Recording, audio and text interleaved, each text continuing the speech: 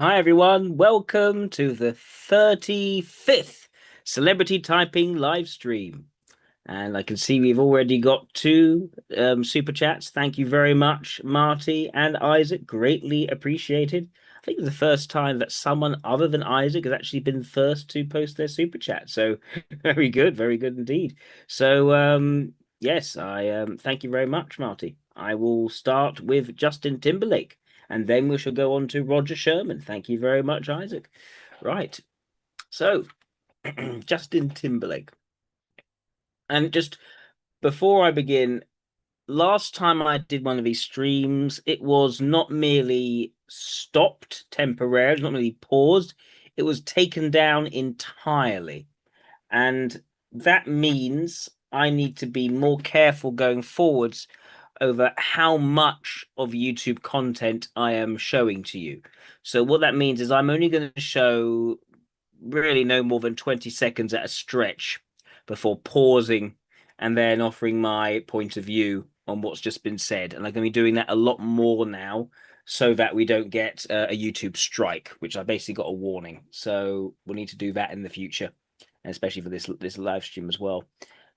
Just yeah, that's why I might be pausing a lot more than before. So for those who have not attended one of these live streams before, here's how it works. So if you post a super chat of at least $20, then I will type someone. I will type anyone you want me to type. You just mention the person in the super chat. The only condition to that is that there's someone who is a public figure, someone for whom there's enough information online for me to have a look and see and find out what type they're likely to be. Okay, that's very important. Now, yeah, so if you want to do that, please make that super chat. If you would like to be prioritized in the queue, of course, you can be quite cheeky and make a super chat of more than $20. And if you do that, I will prioritize you in the queue. In fact, the person who makes the largest super chat will be prioritized over the others. And right now, it doesn't really mean very much because we have always enough people, enough time to get through to everyone. But imagine the future if there were people doing 10 or 20 super chats. And I would then have to be very selective in which ones I do. So it might actually become a bit more of a bidding war, which would be wonderful for me, but also mean people have to make more of the super chats. So we'll see where the market takes us. But anyway, without further ado, let's crack on with Justin Timberlake. And this is certainly one where if I look at too much YouTube content, I am asking for trouble. So let's try and do things without YouTube to start off with, and then we'll do a bit of YouTube. We're very selective in terms of what we look at, and I'll need to pause things every 20 seconds or so to give my thoughts. All right, Justin Timberlake. Let me just share my screen. Got to do that. Da, da, da.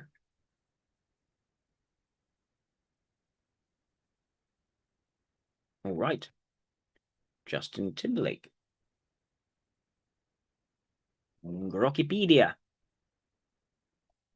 So he's an American singer, he's a songwriter, actor, record producer, and dancer who rose to prominence as a member of the boy band NSYNC before he established a solo career marked by commercial success and critical acclaim.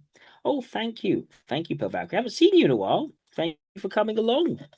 Really appreciate it. Yeah, I'll definitely do Killian Murphy after Roger Sherman. Killian Murphy's an interesting one because he usually plays, well, he's known for playing a very distinctly LIE character in um in the Peaky Blinders, but I don't know if that's necessarily his personality. We'll have to see. Justin Randall Timberlake was an American singer, songwriter, actor, record producer, and dancer who rose to prominence as a member of the boy band NSYNC for establishing a solo career marked by commercial success and critical acclaim. Born in Memphis, Tennessee, began performing as a child in shows like Star Search and the all-new Mickey Mouse Club, showing as YNC in 1995. It sold approximately 38 million album equivalent units worldwide. She was famous at quite a young age. He's received 10 Grammy Awards, 4 Primetime Emmy Awards, multiple Super Bowl halftime shows. He's a big star, basically. And in acting, he earned praise for roles in films such as Social Network. And in 2024, following the arrest for driving on a toxic in New York, pleaded guilty, left to the charge of driving while ability impaired. Okay. Let's see. His upbringing. He was born in 1921 to a bank teller and somebody later worked in talent management. His parents divorced when he was only 3 years old. He was primarily his mother, his parents. From early age, had interest in performance, musical activities, singing in church. His grandfather's a Baptist minister. Okay, honing skills in singing country and gospel styles. Um, he competed in the syndicated talent show Star Search as Justin Randall. Okay, from a country song and the cowboy outfit, but exiting early without a championship win. He always had those vocal abilities in a young age, though. He was cast in the all-new Mickey Mouse Club, a Disney Channel variety series. They sang, danced, and acted alongside peers, including Britney Spears and Christina Aguilera. Shows that provides structured training, visibility in industry. The show ended after 2 seasons. She's always wanted to sort of sing and get up in public, it seems, even at a very young age. NSYNC era was formed. NSYNC was formed in Orlando, Florida. Did that for 7 years. This is basically a boy band. Okay. The group's commercial break came with no strings attached. His vocal charisma positioned him as a focal point, often sharing leads with Shaz. Not sure who that is. But the group increasingly incorporated member input on songwriting for celebrity to assert artistic control and industry pressures. Tensions escalated from a 1999 lawsuit against Perlman, band accused of financial mismanagement, breach of contract, as it usually goes with producers over these boy bands. Exploited practices and siphoned royalties, continued exhaustion of non-stop touring and recording. Okay.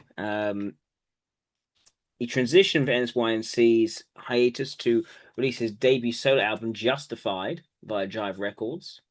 This is 2002. How old was he in 2002? So he would have been 21 when he did this. Okay.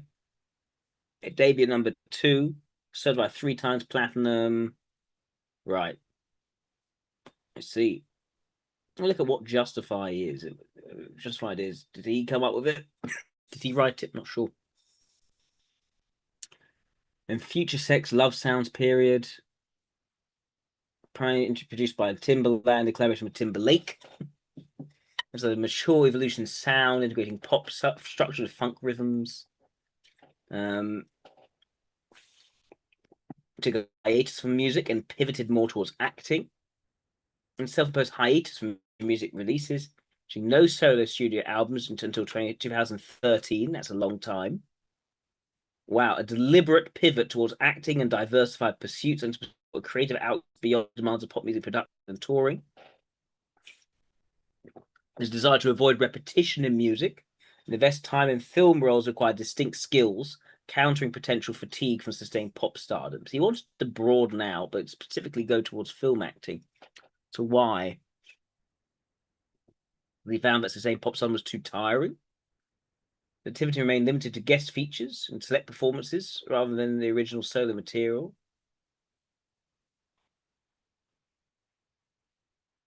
Then 2017 he went back into music, his third studio album, 2020 Experience.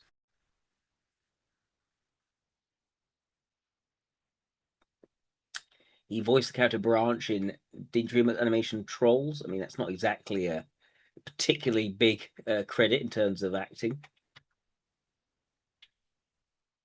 Later facilitated with creative success, including business investments and endorsements, helped maintain financial stability through residuals, prior hits and tours, estimated tens of millions annually during this era. By prioritizing acting, he mitigated risks of overexposure in single field, strategic positioning for a music return on renewed terms rather than rushing output amid evolving pop landscapes. That's quite smart. It sounds to me that he is strategically positioning himself.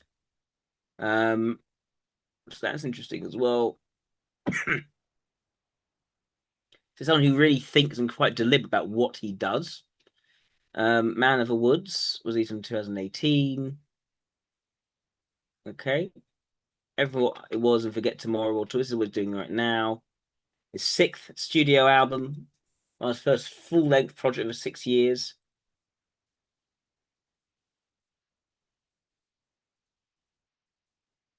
Had advanced technological integrations, AI-driven visuals with 3D scans, motion capture, Particles for dynamic stage elements. Okay, all sort of up-to-date technology in that.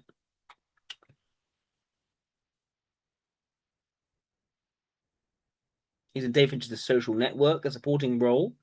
Sean Parker, that shows his ability to embody a charismatic, opportunistic tech entrepreneur.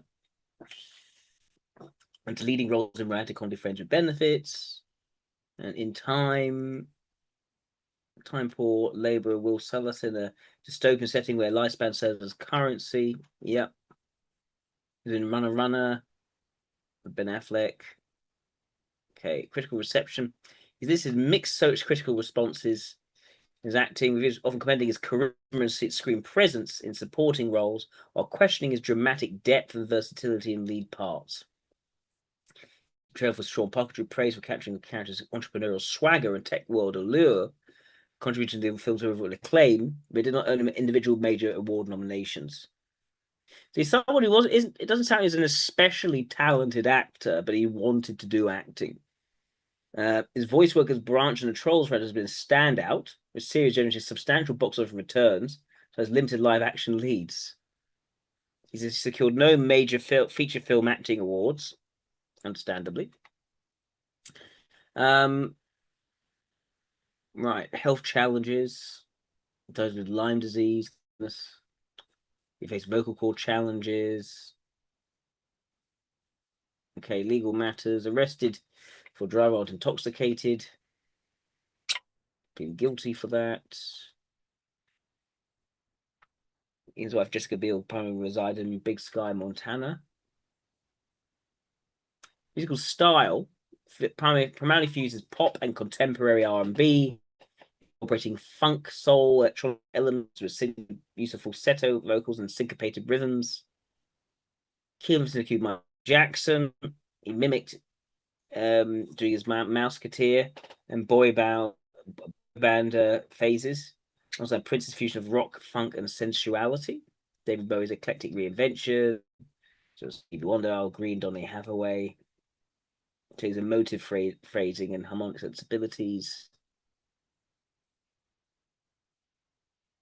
And he focused on vintage soul, rhythmic, and vocal depth over contemporary trends. There's a light lyric tenor, possessing a range approximately 3 to 4 octaves. 4 octaves is very, very good. Not many with 4. Very, very few people with 4, actually. That's especially talented. 3 is already an impressive amount for a professional singer. But four's a rare talent. Let's see.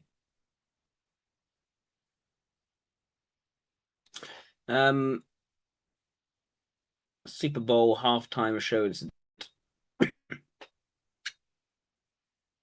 this? In the song's closing moments, tore away the right cup of Jackson's bustier, exposing. Oh dear. Okay, a wardrobe malfunction. Oh dear. At least she had a nipple shield. That was certainly a mercy, at least.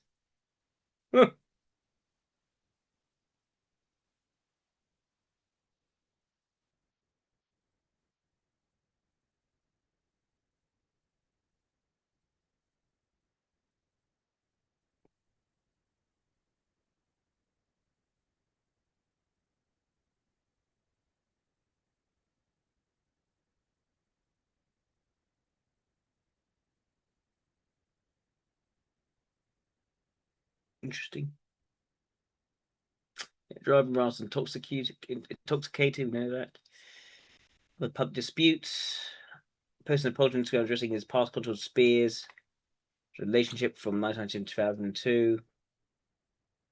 This highlights his role in shaping a public narrative portrayed Spears negatively.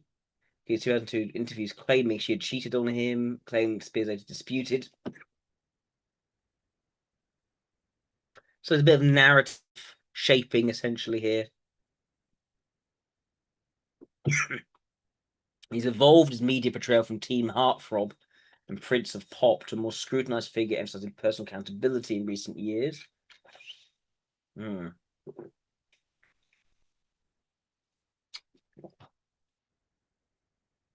philanthropy, authorship. First book, the memoir Hindsight and All the Things I Can't See in Front of Me. It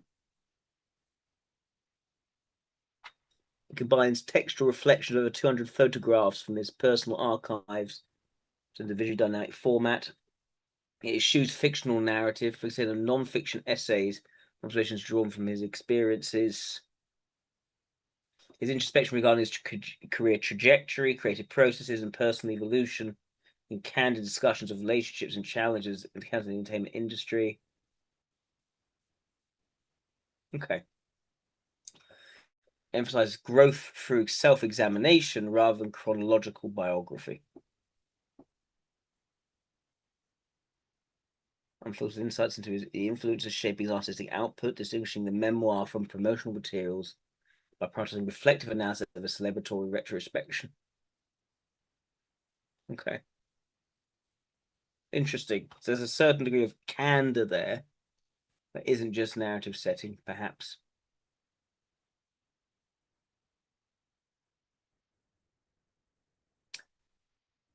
His solo album Justified marked a pivotal shift boy band roots to mature pop R&B sound. Okay. What use of falsetto, synchronized dance routine, almost art of multifaceted entertainment, mainstream pop, with artists such as Shawn Mendes and Charlie Puth to blend immersive high register vocals with choreography. Your music role is role as branch. Why is that such a big thing? I do not understand. Extended his influence into family oriented entertainment by executive producing soundtrack, integrated pop and animated narratives. Okay. Right. That's what they have on Justin Timberlake. I guess we do have to go to YouTube now. Let's see how we keep it brief. How do we keep it brief and not get ourselves into trouble with YouTube?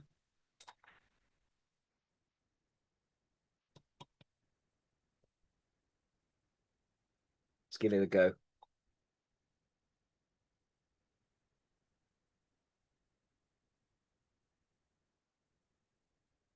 These are his songs.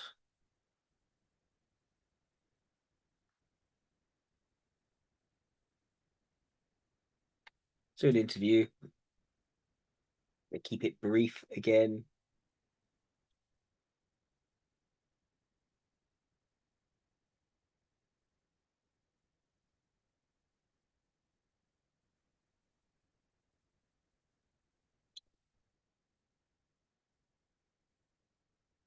His own words.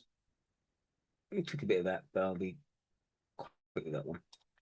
See. The first time I stepped on stage and I heard that crowd, I felt that energy. And it's like I told you, you can't explain what it's like for one person to be feeling 60,000 people's energy. And okay, he's already talking about energy. So it's already an extroverted ethics signal, I'd say. When it's that strong, you know, and they're this intense. Strong, it's intense like, energy, it's electric. Really, no matter how bad my back hurts or how sick I feel, when you step on that stage and you feel that energy, doesn't matter how he physically feels. When you feel the energy of the crowd, that's what it's about. So already that's a downplaying introverted sensation for extroverted ethics and some intensity of the extroverted sensation. Was Star Search. I did do Star Search. All right, let it go. I got 3.25 stars. Some girl sang some Broadway song. We don't want to be. Okay. What else have you got here? Right. Kind of halfway produce and direct every time we do something because usually it's our concepts, you know, that are used for the videos. But I mean that's like everything else that we do. I mean we direct our music, we help direct our videos. We're heavily involved in everything we do. So we put out music that we feel is us, and we feel we're taking our sound to a different place, you know. And we feel like we're taking our sound to a different place. What does that mean? What does that? What are the concretes and the specifics of that? Because there's none of that there. It's a sort of a feeling he's communicating right now. A vibe. And that's what's important to us. You know, if we sell 2 records this this first week, but we sell so many albums down the road, that's what's important, and we want to stick around for longer than the first week. Okay. So potentially more about strategy, but stick off for longer than the first week. So that we want to be successful in this. Okay. When did you know that you wanted to do a solo album? Honestly, it's always been in the back of my head. It's always been in the back of my head since I was a little boy.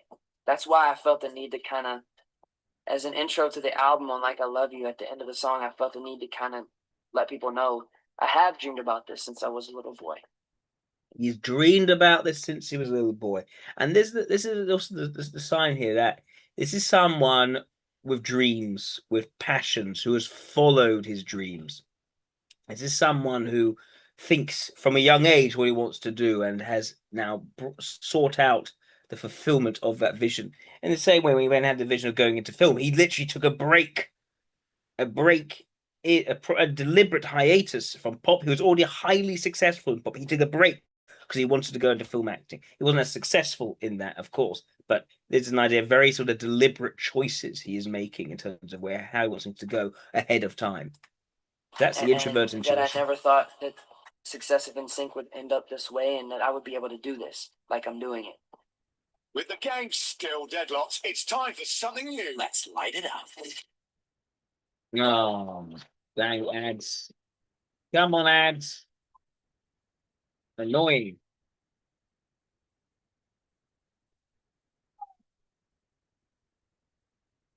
Come on. A card that's worth getting.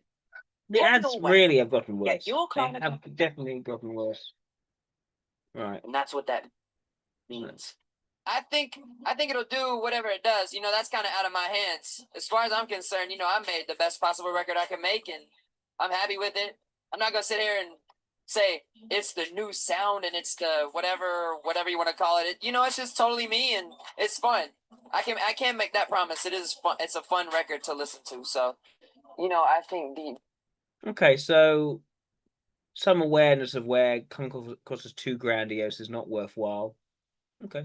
The most important thing for me was to just throw everything that had been what I was leaning on out the window, and just start from scratch and create something that was just completely me. And I feel like I succeeded. I knew when the album was done. I remember. Here's the idea. I'm going to do something that's completely me. This is how I'm going to authentically express myself. I'm going to create that. It's going to show me through this.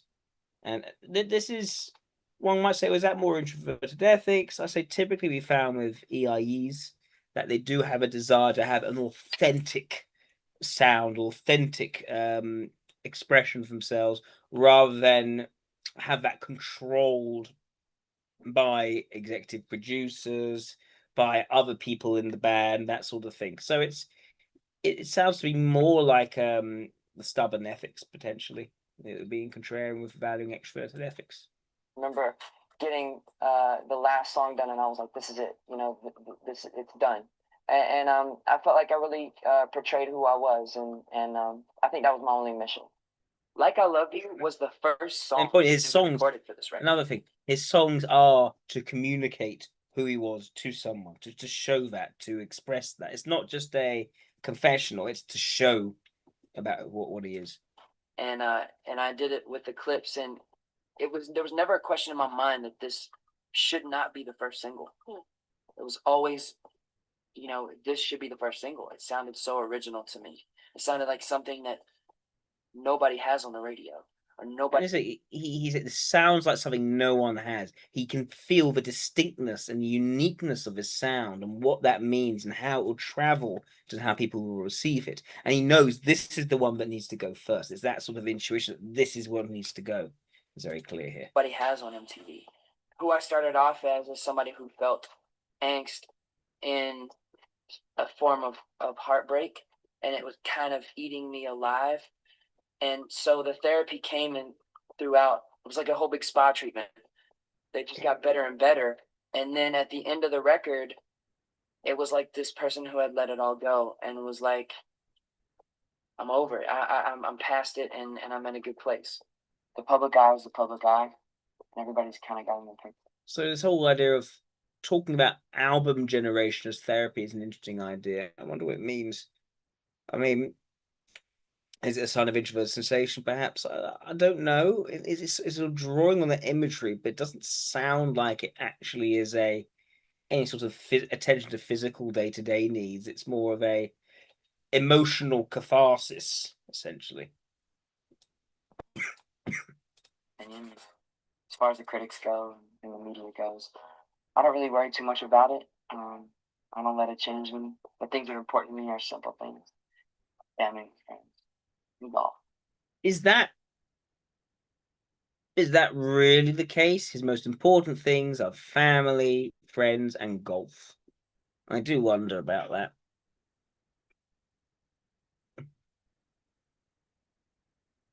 Is it true that Justin Timberlake is unconcerned with the public eye and just wants to focus on his family, his friends, and golf?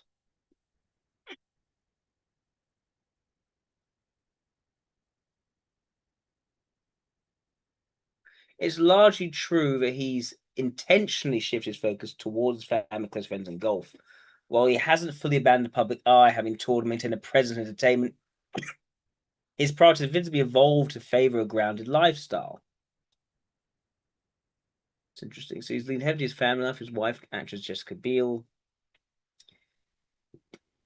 Those are good names. Silas. See, I wanted Phineas, but my wife would not let me give a name Phineas to any kids. But that name's been banned. But I've always wanted to call a child of mine Phineas. Sources indicate that he's of staying in, repairing his public image at home, rebuilding trust following past controversies and highly publicized 2024 arrest. Okay, so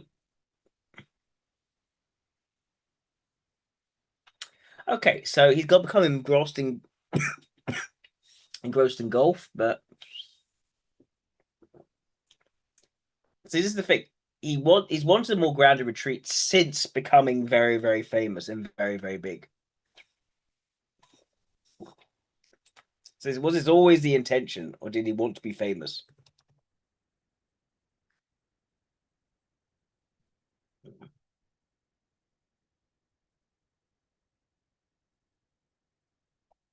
So I think he's actively pursued fame.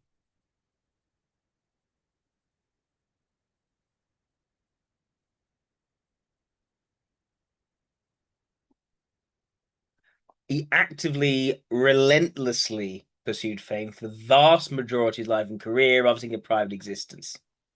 So his current premise of privacy is a modern shift. I know you have decades of operating at the absolute peak of global celebrity.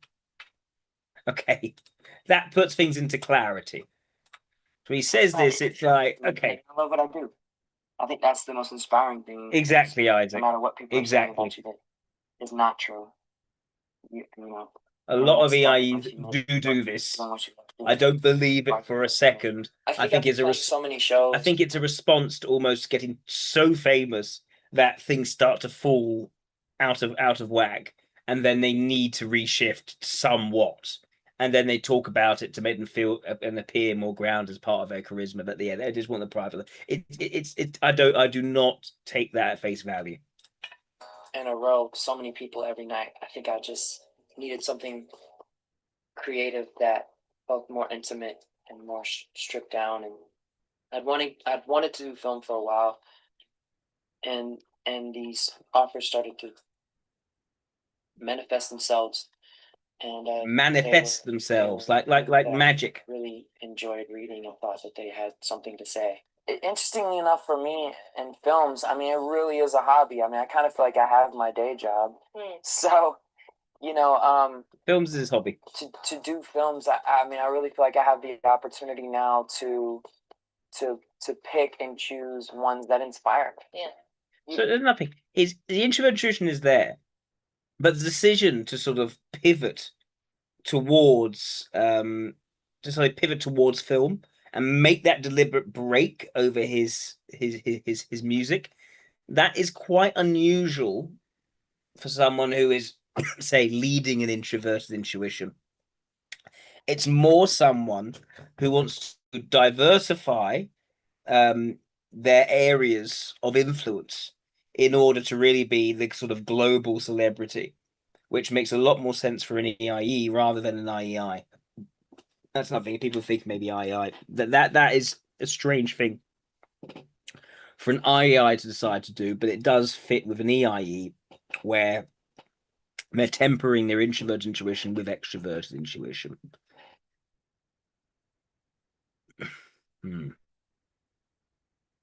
Taking a break, returning to music. What else can we see of him? I don't want to get too greedy on the YouTube because I know what happens. Let's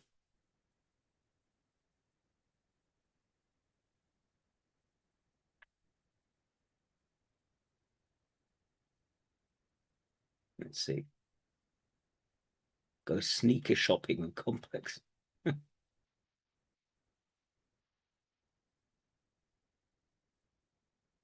20 years ago. So not that one. Let's do one that's a bit more recent.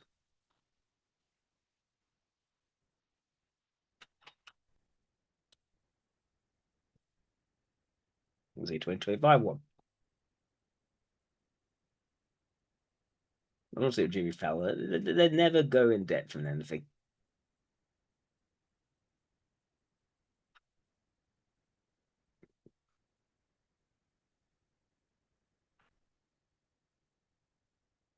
Why is his career over?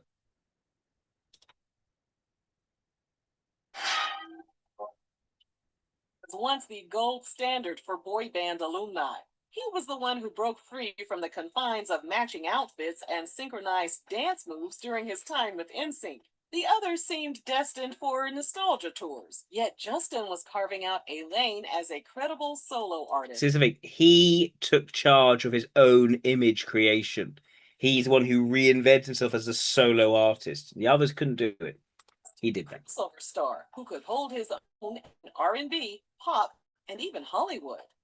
He had the voice, the charm, the mainstream appeal, and the industry machine behind him. His transformation from bubblegum teen idol to sophisticated hitmaker felt natural. Yep. But we've slowly watched him unravel like a bad sew-in Unravel. unlicensed Instagram hairstylist. Bestie! Oh, there you misses. Superstar to washed up faster than you can say. Ain't another woman that can take your spot, my love.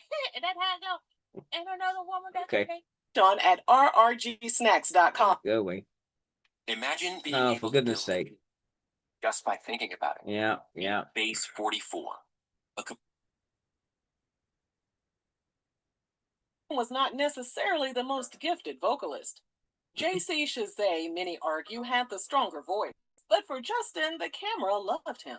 He knew how to work a stage. And That's he had it. an instinct Charisma, for the charisma, charisma. showmanship that transcended technical skill. Yep. He was positioned as the glue with the same gear.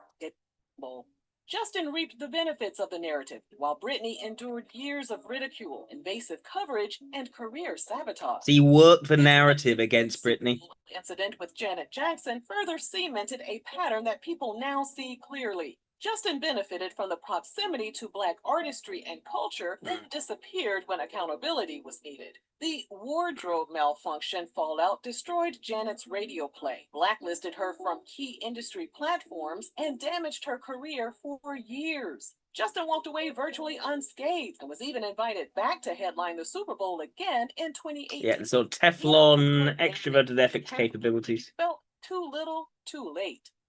As the 2010s rolled on, his output began to falter. Following the release of his 2002 debut solo album Justified and 2006's Future Sex Love Sounds, he took a 7-year break from releasing albums up until he dropped 2013's The 2020 Experience. The album reached the top of the charts and was certified twice platinum. However, its bloated runtime and indulgent production showed the first signs of an artist more interested in self-satisfaction than innovation.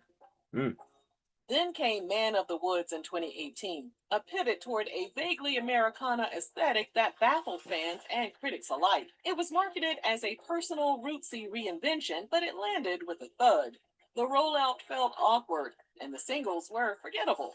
Some music lovers just assumed Justin was just going back to his white roots after profiting off of black people for so long. Sounds about white. Sounds So basically, going back to his roots and sort of trying to make himself But from there, it was clear he needed grounded didn't actually work, it sounds like. another 6 years off and decided to go back to the formula that worked best for him. He teamed back up with Timbaland, determined to recapture the magic they had created in the early 2000s. But in the end, critics were turned off by the raunchy boot-knocking lyrics. Out of 18 songs, all of them were unforgettable.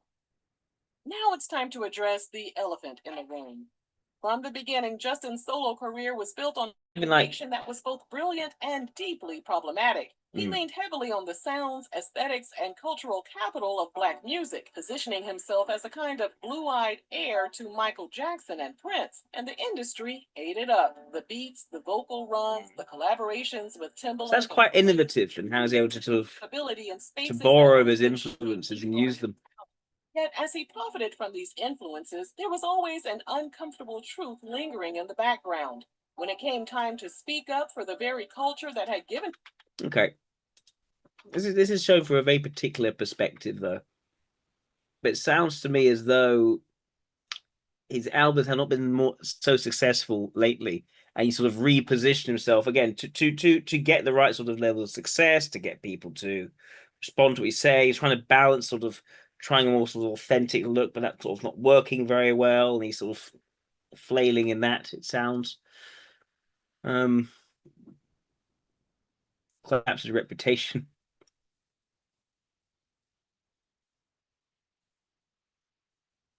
So we do live in an age now where a lot of people's reputation sort of collapses. There's a lot more scrutiny than there was in the past. What was this person saying? Is it a similar sort of reason? Calling all parents. Tui's got your holiday wish list covered. Buffet or a la carte tonight? Made such an impact that he's even got flowers in unexpected places. Goodness, that smile. Witnessed at the MTV Video Awards, Video Music Awards, reminded me of. I'm not putting too much pressure on you. The time I watched Michael Jackson do the. Don't say another word. Well, let me say. I'm not. There's not quite that. I think it set the tone for what a lot of the onlookers, like Austin Mahone, it's like. It's an honor. And after leaving his boy band behind, his career blossomed even further. When did you know that you wanted to do? Everyone, the wheels are beginning to come off in ways he couldn't have imagined back when he was at the top. It's your boy Lace, and today we're that suit and tie he's referring Kanye to dissed him. Timberlake's new comeback single that features Ye's Watch the That's the Throne. thing. What can you do when you got Kanye dissing you? Because Kanye is just totally unpredictable. Collaborator Jay-Z. Have you and Kanye talked since the release of Suit and Tie and since the comment you made on the late night show? We actually spoke for like an hour at the awards. Did you really? Mhm. Did that come up when he made the comment about Suit and Tie? Immediately. And how was it dealt? It wasn't like, but it's no, it's No like, big deal. yeah, it doesn't matter. At the end of the day, it's like, it's just music. I love the record. I love Suit and Tie. It reminds me of the music I grew up listening to. I respect his opinion because I think he's a genius. Yeah. But I don't share that opinion. And I told him, I was like, I fuck with you in a way that you probably don't even understand. You see, he is bothered. Ever Reputation is very Along the important way, to him. he critiqued their work ethic. He's trying to Said brush that it he off cared more easily. about the music than some of the other people in the group. Over the years, he's also been accused of acting like a brat when things go awry. Like when Ludacris won a Grammy and he didn't. I could go laugh at this shit. That's right. Because I was Because so the passionate awards are very important to him. time, they had all the artists separated by curtains, so motherfuckers weren't in specific rooms. I say that to say I get back and I'm like, Fame is very important to him. I literally set out this album to get a Grammy and I got it. And all of a sudden I hear this voice from the other room on the other side of the curtain. And the motherfucker's like, shut the fuck up, man. Some of us didn't win any goddamn. What is that? I pulled the curtain back. This nigga.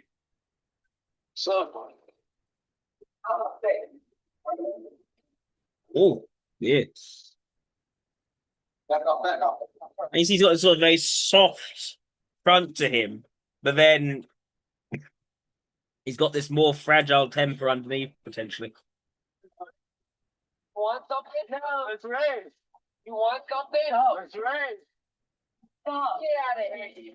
But if there's anyone he treated poorly in a way that's now contributed to the world's newfound distaste for Timberlake, it's most certainly one of his former girlfriends. This, of course, was Britney Spears. Right. Back in the day, they met when they were both child actors on Disney's The All-New Mickey Mouse Clubhouse in 1992. Years on, they got reacquainted and got together. Spears was only 17, and Timberlake was 18 when their relationship began in 1999. Back in the day, they were viewed as America's sweethearts. Only last August. 9 months later, Us Weekly's Todd Gold posed the same. Yeah, it's clearly not very compatible with Britney Spears. But sex until I'm married. I do. I want to wait. But behind the persona they put out to the public, the reality was a little different. And when they split in 2002, I do have a persona and reality difference. Playing the wounded lover, he claimed that she cheated. This is it, right? Persona creation, he's clearly very, very capable of doing. And then as soon as they broke up, he then created a persona which made him look like he was fine in a relationship. He was okay, and she was not the one who was okay. Cheated on him while portraying himself as a pillar of morality. Along the way, he mocked her time and time again, with the narrative that he fed to the media, leading to her getting public image. And afterward, he tried to play the role of a concerned ex, even though he was the one who handed the media ammo they needed to paint her as unstable in the first place. What do you think is going on with Britney? I don't know, to be honest with you. I haven't spoken to her in years. Really? Yeah. I think we've seen enough. He is very, very likely to be EIE. All the reasons why his reputation are now not as good as they were are because of the excesses of an EIE trapped in, the peak of fame and some of the insufferable things they can then do with that. There's a clear desire for narrative creation and narrative control, a clear motivation for him to be successful. More importantly, to be seen as successful, to be winning the awards for things he's doing, getting the fame and the adulation for what he's doing. So we didn't get that Grammy, for instance. Yeah, and again, narrative setting, and very deliberately thinking about, okay, where do I want my narrative to be, and making decisions such as taking that hiatus in film to broaden and diversify the different ways in which he is a celebrity rather than simply an artist in music or simply an artist in film acting. So it's not about attention to one discipline, but trying to broaden beyond more and to be famous across them. So for these reasons, I think EIE is the most likely typing for Justin Timberlake. Let's move on to Roger Sherman. And thank you very much for that one, Marty.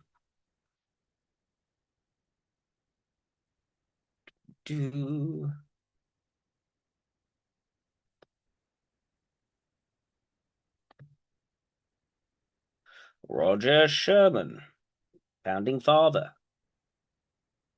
Quite a change from Justin Timberlake, to say the least. So Roger Sherman was an American statesman, lawyer, merchant, and founding father who contributed significantly to the Revolutionary era and the establishment of the United States federal government. Somehow I think we won't get into trouble for this one. And I'm glad nothing actually happened during the Justin Timberlake one. Clearly, by pausing, this is actually working. So I'll do more of this. And I think people like me in that, analyzing more anyway, so I'll do more of this.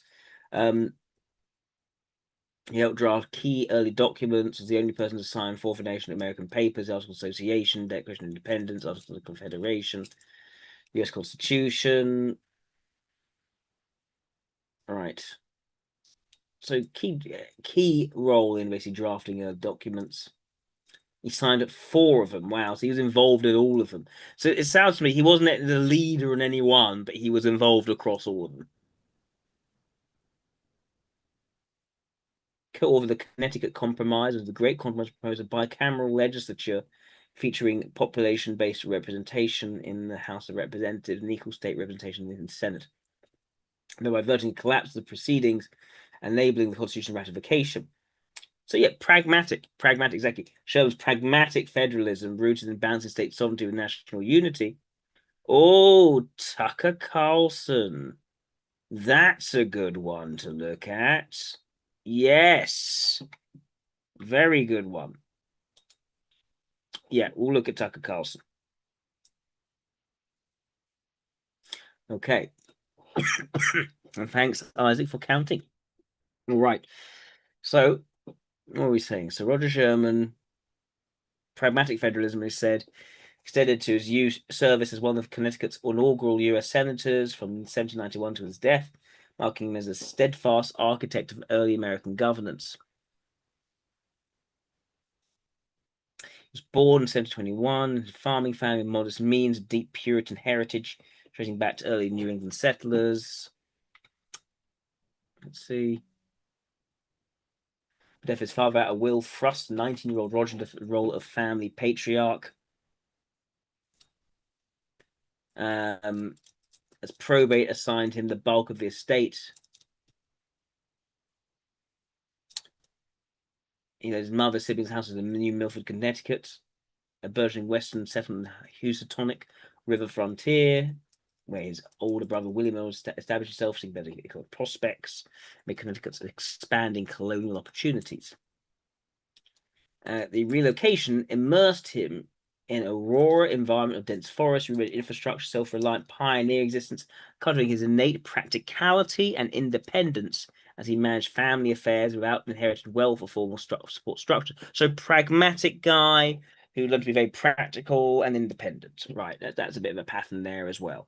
He lacked formal education, but there was an exceptional self-discipline of pursuing knowledge independently after elder Sherman's death. Most of the subjects of mathematics, law, theology, related fields. We often read him whilst engaged in manual labor, such as cobbling. His autodidactic approach honed his analytical skills, particularly mathematics, where he applied practically without institutional guidance. Okay, we're looking at more like an extroverted logic type here. He leveraged that proficiency to become a professional surveyor, appointed surveyor for Litchfield County. He conducted precise land measurements across the region in the subdivision of properties during Connecticut's territorial expansions and amid escalating boundary conflicts. Pennsylvania. They worked under accuracy in an era of imprecise colonial maps and rival colonial grants, which yielded him substantial income that funded land acquisitions and enhanced his local standing. Power surveying, diverse into the commerce, establishing economic stability through mercantile ventures.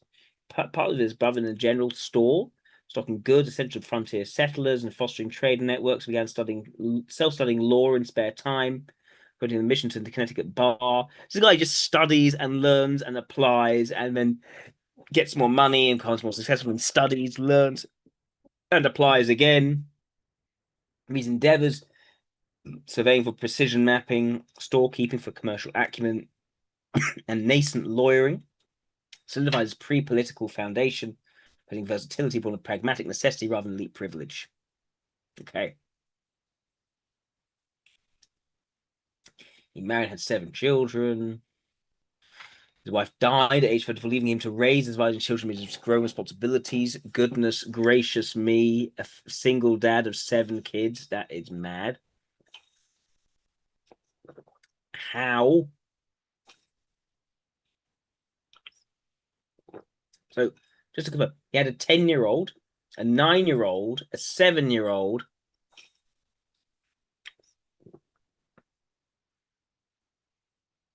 a 2-year-old,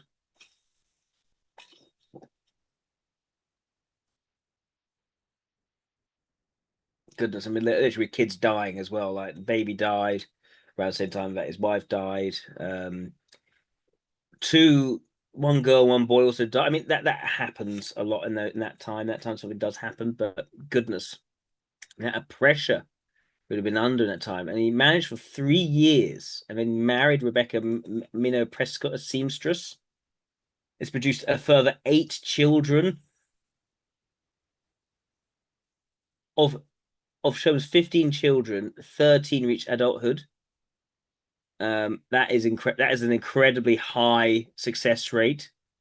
Because you're the bustling house of exemplified familial resilience. But goodness, imagine being such a busy man and having all those children at the same time. I mean, put a lot of pressure on the oldest as well. Residing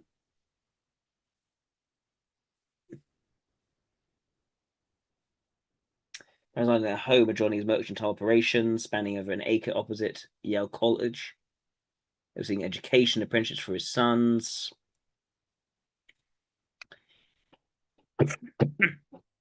So, in terms of his religious beliefs, he embraced the rigorous Calvinist theology, which is dominant in colonial New England creationism. Basically, almost totalitarian, that approach. Particularly the new divinity variant developed by Jonathan Edwards, disciplines God's absolute sovereignty, human depravity, and divine moral governance over creation.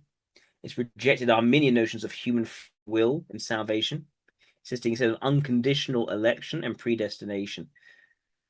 This is a very strange belief structure for an LSE, I think. God foreordained the elect for eternal life solely by grace, independent of foreseen merit. Adherents align with theologians like Samuel Hopkins, with whom he corresponded to doctrinal matters. Central his convictions, adoption of total depravity, presenting about unregenerate humanity, but by original sin requires both divine grace, redemption, and external constraints against sin's expression. Predestination underscored God's eternal decree, yet Calvin's efforts demanded moral reform among the elect, being virtuous living not as salvific, but as obedience to scriptural imperative and testimony to God's glory. Scriptural authority held supreme. He declared in his confession of faith, written upon joining New Haven's first connection with the church. Scriptures of the Old and New Testament were a revelation from God, whatever is necessary for salvation, infallible rule for faith and practice. Especially his principles in theological writings, such as a short sermon on the duty of self-examination, preparatory to receiving the Lord's Supper, which exhorted believers to introspect for authentic signs of grace amid pervasive hypocrisy. His moral framework rooted in Calvin's realism about sin's power, rejected indulgence like gambling and theatrical entertainments as fermenters of idleness and dissipation. They said disciplined pursuits aligned with biblical piety and communal virtue. He advocated enforcing moral strictures to curb vice, measures consistent with Scripture's mandate for righteousness, but always subordinate to divine initiative of human affairs. Quite a austere moral framework there, to say the least. Very much one about basically you work bloody hard. That's the idea. You don't do anything which is idle. You don't do anything which is frivolous. It's puritanical, essentially.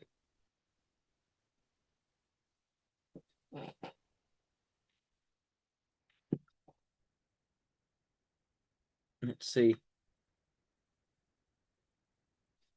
The state treasurer and wartime administration. Participated in the state's wartime administration through membership on the Council of Safety, according to defensive preparations, munitions stockpiling. His fiscal prudence shaped Connecticut's approach to revolutionary financing, emphasizing taxation, asset-backed emissions over unchecked paper currency to avert the hyperinflation plaguing other colonies. So he's economically intelligent as well. One of the Connecticut delegates to the First Continental Congress. He's a service in the Second Continental Congress. Committee of 5, tasked with drafting Declaration of Independence. We advocated for concise language and minimal revisions to Jefferson's initial draft, while affirming the colony's right to separate from Britain based on natural rights and repeated petition for redress.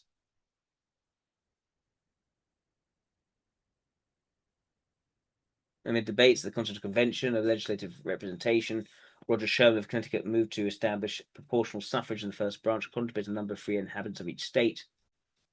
To address the impasse between larger states favoring population-based representation and smaller states insisting on equal state votes to preserve their influence. He argued equal representation was essential for smaller states to safeguard their sovereignty, warning that without it, a few large states will rule the rest, but the smaller states would never agree to the plan of any other principle. The British House of Lords, which held equal voting power of the House of Commons to defend aristocratic rights against popular majorities. So need for a balanced federal structure where states retain protective equality in one chamber. By bridging the divide, his advocacy fostered an alliance among small and medium-sized states, preventing walkouts, enabling the eventual adoption of the bicameral compromise. So he's someone who's pragmatic. He figures out what the compromise is that actually is workable and goes ahead with that. He's not ideologically driven, it seems. It's motivated instead by an awareness of what is likely to work not only now but over the long term.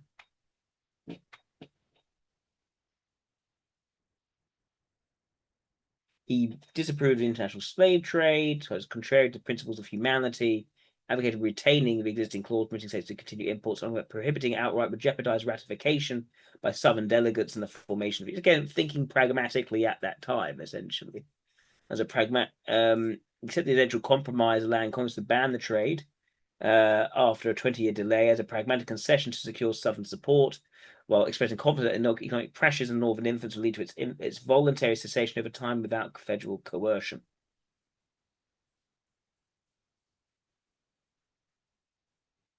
Supported unitary president over accountability and decisiveness in administration, emphasized congressional checks to avert monarchical tendencies.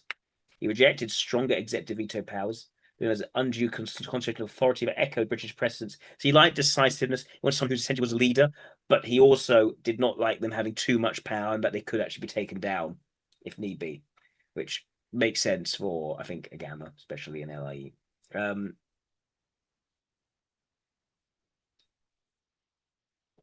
His political philosophy championed a constitutional framework that preserved a strong confederal features to shield small states from the potential tyranny of an American majority. It was a narrow scope of federal authority, the union's primary objects, defense against foreign threats, regulation of trade, and treaties did not necessitate direct popular election to national government. And citizens' interests would be adequately represented by their state legislatures. So he wanted to keep the states sort of relatively independent in this. He underscored the principle of enumerated powers as a bulwark against federal overreach. Okay. The vision positioned the Constitution not as a shift to centralized absolutism, but as a pragmatic federation confining national power to enumerated essentials while holding states' rights as the default repository of governance. He viewed the federal government as lacking authority to establish religion, rendering explicit prohibitions in the amendments superfluous, given the Constitution's structure and its prevailing state practices. To safeguard moral character in officials, he supported the potential for religious tests, opposing their outright federal ban. When Charles Pinckney proposed prohibiting religious tests for office, he objected. Containing the measure was unnecessary as the prevailing liberality towards religious beliefs would naturally preclude oppressive applications, implying tests which could ensure alignment with Protestant ethical standards essential for governance. Public virtues and Christian piety was indispensable for Republican stability, prioritizing societal moral order over absolute barriers to faith-based qualification. So the emphasis on introverted ethics over introverted logic there.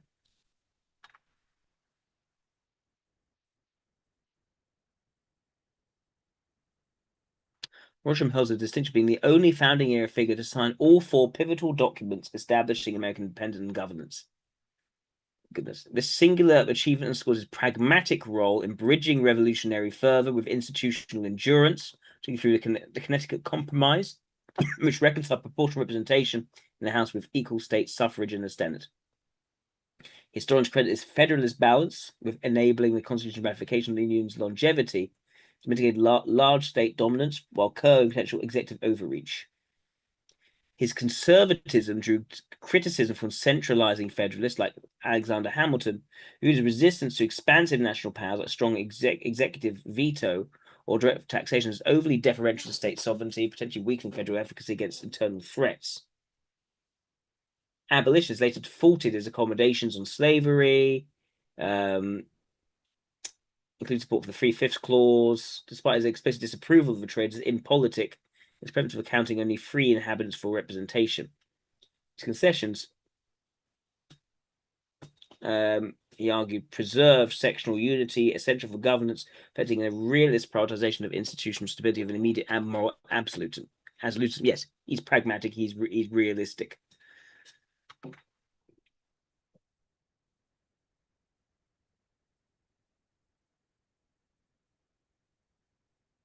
So contemporary scholarship reevaluates him as an overlooked architect whose Puritan-rooted covenantalism, emphasizing mutual obligations between rulers and ruled, shaped his advocacy for enumerated powers and moral restraints on authority.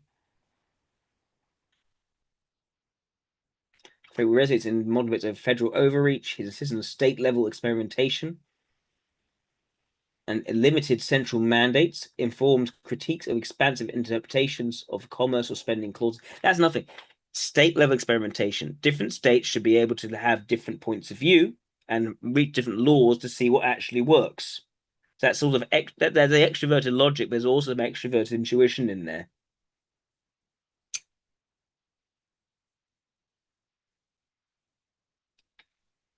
His integration of religious ethics into republicanism also counts as a counterpoint to secular progressivism, highlighting tensions in balancing moral foundations with pluralistic governance and make cultural shifts. All right. What else is there on Roger Sherman?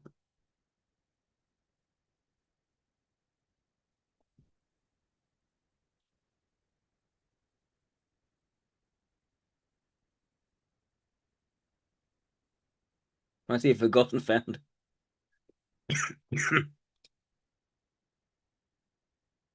What do you have to say about him?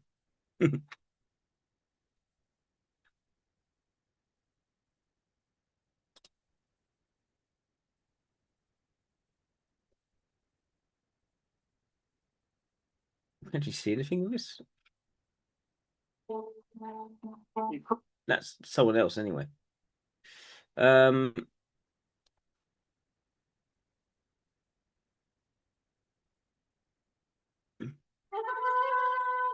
You've heard of George Washington, Thomas Jefferson, Ben Franklin, and John Adams, but did you know that there is only one founding father who signed all four of the great state papers? We know that already. Declaration and the Constitution. Sherman was born in Massachusetts, but he and his family moved to Connecticut after his father's death in 1743. There, Sherman and his brother opened a cobbler shop. Legend has it that Roger walked the whole way from Massachusetts to Connecticut, carrying out cobbler tools on his back. Over the years, Sherman worked this guy the poor of the community, and after studying law in his free time, he passed the this guy's a total despite never attending law school. In the years following, Sherman worked in numerous roles for the state of Connecticut, including serving on the Connecticut General Assembly, Supreme Court of Errors, and the Superior Court of Connecticut. While acting as a delegate to the Second Continental Congress, Sherman was a member of the Committee of Five that drafted the Declaration of Independence. Sherman also participated in the Constitutional Convention of 1787, where he played a key role helping to broker the Connecticut Compromise, which ensured a bicameral legislature, balancing the interests of both large and small states. Sherman spent the rest of his life serving the new nation, acting as a representative in the first Congress and later in the Senate until his death in 1793. Right. Roger Sherman is buried in Connecticut at Grove Street Cemetery. The cemetery is the site of a local July 4th celebration. Anything else here? Not really. Okay. You've heard of... Not much else to say there. Anything else from Roger Sherman?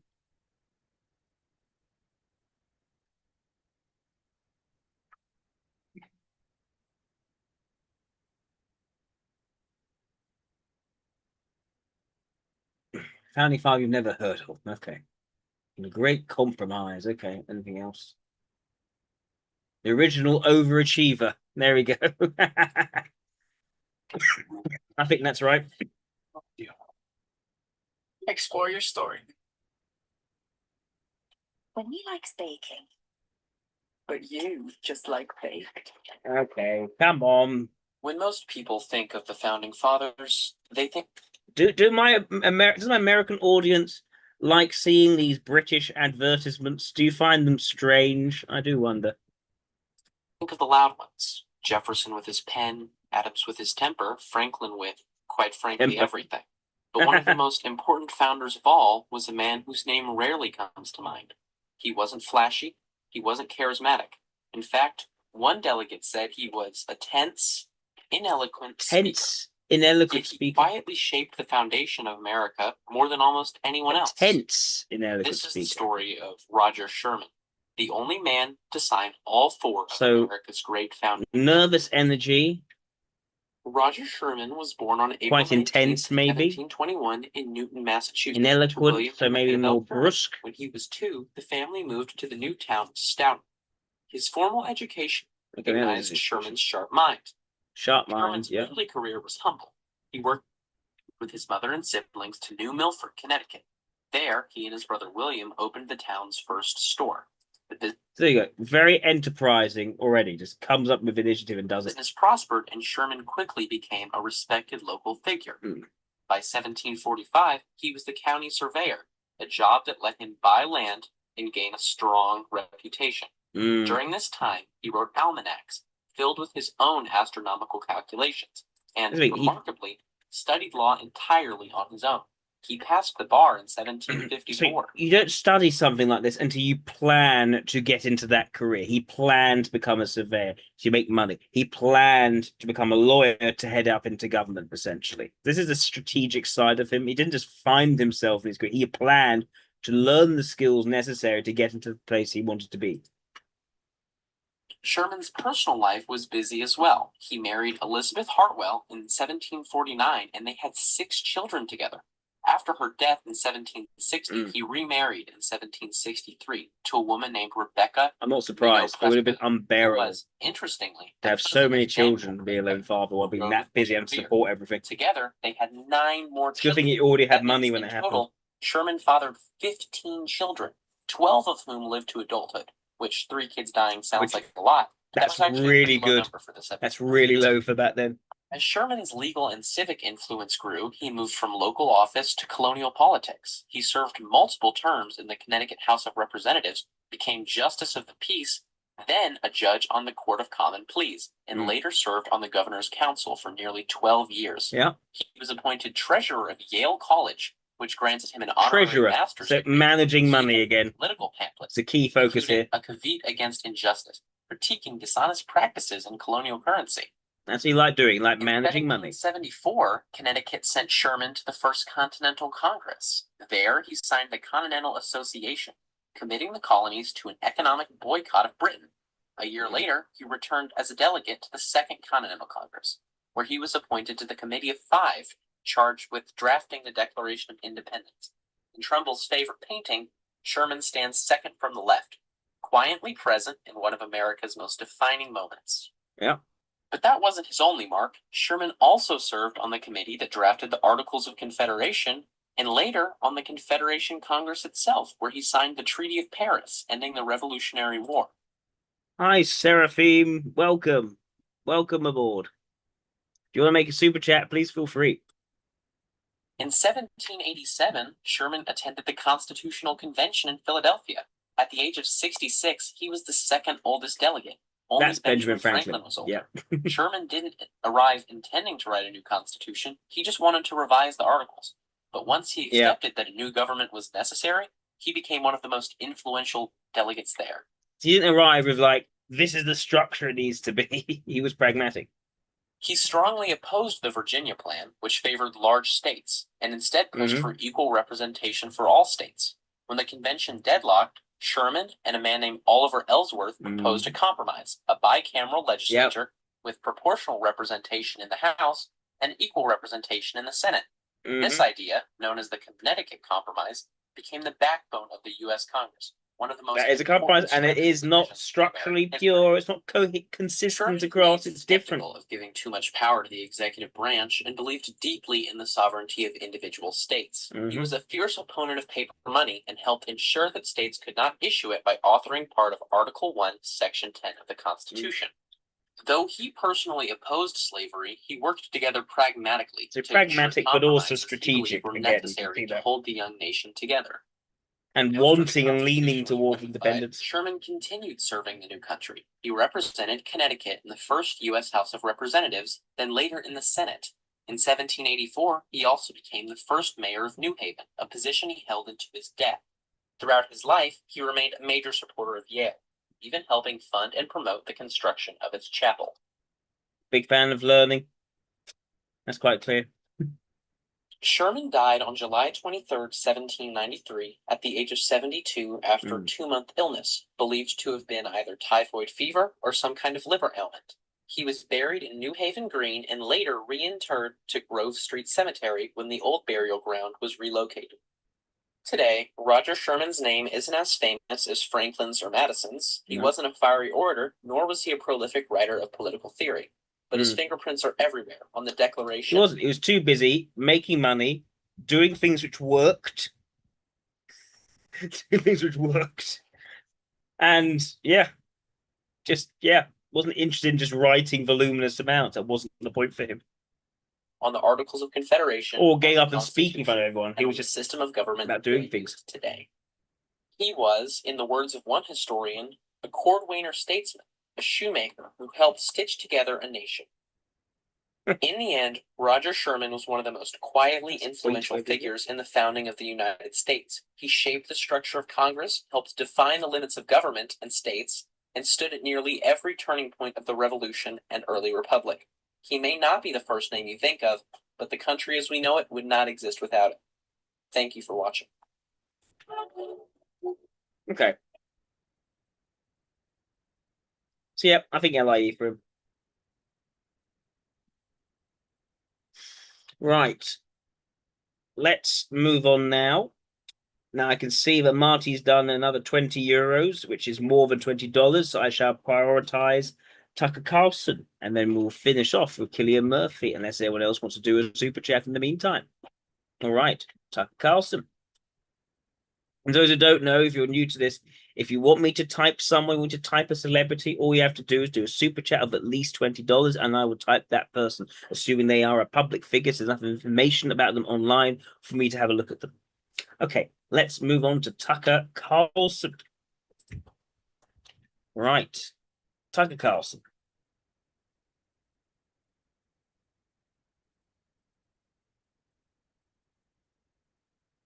What do you say about Tucker Carlson? So, he's an American conservative political commentator, journalist, television host, and author. He's hosted Tucker on X and Tucker Carlson Show on his independent platform, Tucker Carlson Network.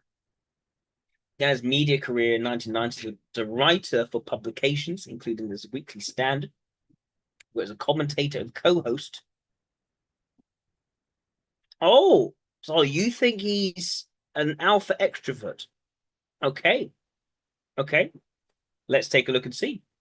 He began his media career as a writer for publications including the Weekly Standard. He worked as a commentator and co-host on CNN's Crossfire.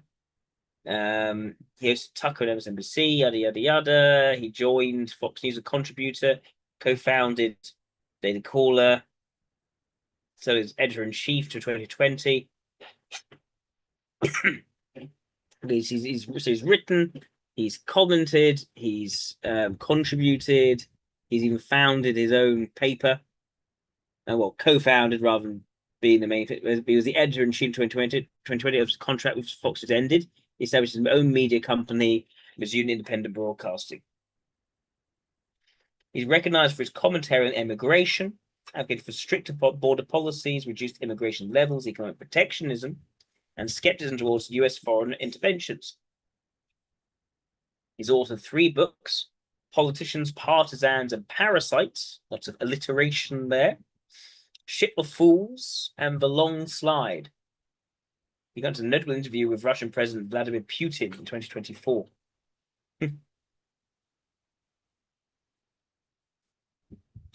So, Seraphim, your dad has a bit of a digital footprint. Is there a Grokpedia article on your dad?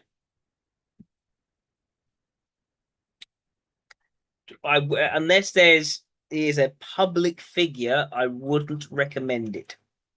I would recommend doing a super chat for someone who isn't a public figure.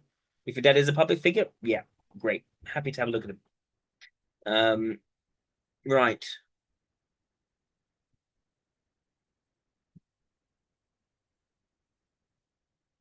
Born in San Francisco, he occasionally references his father's in government service, stating in interviews that Richard Carlson worked in conjunction with the CIA during his tenure at Voice of America and other roles, where public records and biographies indicate no direct CIA employment and operative status. Okay, Sarah, it doesn't matter. These comments have fueled speculation about family intelligence ties, remain unconfirmed beyond his descriptions. Okay, so he sort of hinted and innuendoed at it, but we're not sure if it actually is the case or not. When he was 6, his parents divorced, his mother relocated to France. His father had full custody of Carlson and his younger brother Buck. That's an unusual situation where the mother doesn't stick around, it's the father who sticks around. Finally, then moved to the La Jolla neighborhood of San Diego. His father remarried, heiress to Swanson frozen food empire. He described his childhood as happy. Born in a boarding school in Switzerland, was expelled. Why was he expelled? What happened there? Oh, why was he expelled?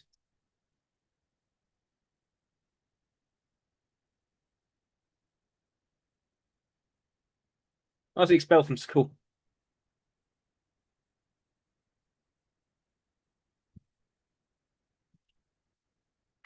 In Switzerland.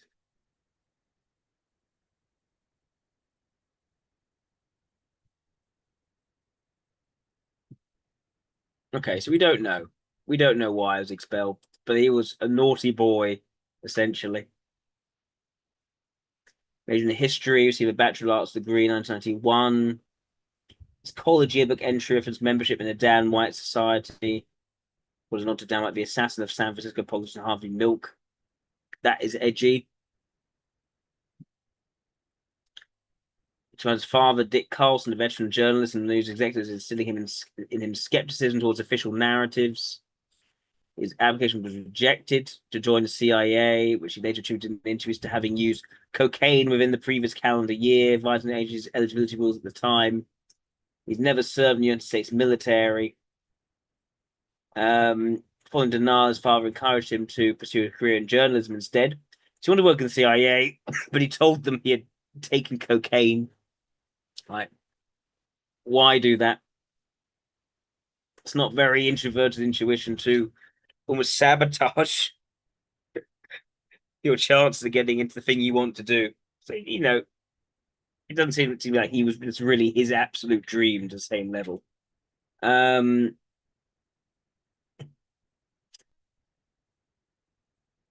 He has journalism career in print, shortly after graduating from Trinity College. He was a fact checker for Policy Review. He wrote articles on policy and culture for the Journal. He was freelance for other outlets. He transitioned then from print to broadcast. So here's another thing. He wasn't content to just be a writing journalist. He wanted to appear in front of people. He wanted to broadcast. He wanted to be a presence, it sounds to me. So his first television appearance, 1995, was a Get Expert. And already, this is a guy probably, happy being in front of a crowd, happy being in front of people, playing up potentially the reason for expulsion. We don't know exactly why it's expulsion, but could be edgy jokes or something like that. I don't know. He joined CNN in 2000 as the co-host of Spin Room with Bill Press, a debate program during the election cycle. He transitioned to co-hosting CNN's Crossfire, alternating with Robert Novak opposite Paul Begala and James Carville on the Liberal side. He's a prominent conservative commentator on news articles. He's been quite consistently conservative, you could say, when CNN cancelled the program. He had a confrontation with Jon Stewart when he appeared on Crossfire to promote his book, America, the book, facing host Tucker Carlson and Paul Begala. Stewart critiqued the program's format, arguing prioritized confrontation over substantive discussion. Let's see that clip.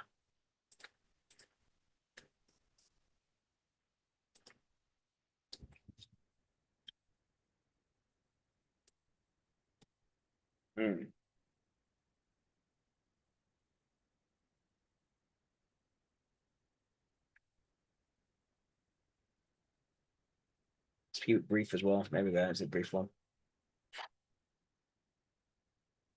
Back to Crossfire. We're talking to Jon Sorry. Stewart. What is he wearing? Why is he wearing that bow tie? Does he think he looks serious with a bow tie like that? If you wear a bow tie like that, you are conveying to people that you're not to be taken too seriously. You might be smart, you might be educated, but you're also a bit of a joker. That's the impression with a bow tie like that. maybe it's sort of Yale-y, preppy, but I don't know. It's definitely a nerdy, but sort of quite light-hearted, nerdy thing to wear, especially that sort of bright red and white color.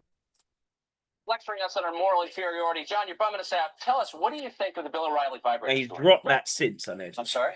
I don't. I'm here to confront you because we need help from the media, and they're hurting us. I made a special effort to come on the show today because I have mentioned this show as being bad. It's not so much that it's bad as it's hurting America. So I wanted to come here today and say, wait. Here's just what I wanted to tell you guys. So trying to bring it in, keep it, positive, and he's getting very, very critical here to the nature of the show and why it's bad. Yeah. Stop hurting America. Okay. I watch your show every day, and it kills me. I can tell you what. It's so painful to watch. Your partisan, what do you call it? Hacks. John, wait, you have a responsibility to the public discourse. And you fail miserably. I think you're a good comedian. I think your lectures are boring. You're on the show that leads into me is puppets making crank phone calls. What is wrong with you? It's someone who watches your show and cannot take it anymore. I just can't fail miserably. I think. You need to go to one. Because he's being owned. He's really struggling with this. 35. And you wear a bow tie. Yeah. I do think you're more fun on your show. That's my opinion. But John Stewart goes, you're as big a dick on your show as you are on any show. He's trying to keep it sort of superficially positive. It's going. The guy's detonated it, and he wasn't able to sort of shift in that moment to a different style to match what that was. He was sort of caught out of his comfort zone with that clear shift in the dynamic and the mood. He wasn't able to adapt there. And the bow tie yeah. Now, when did he drop? He doesn't wear that bow tie anymore. When did he drop the bow tie?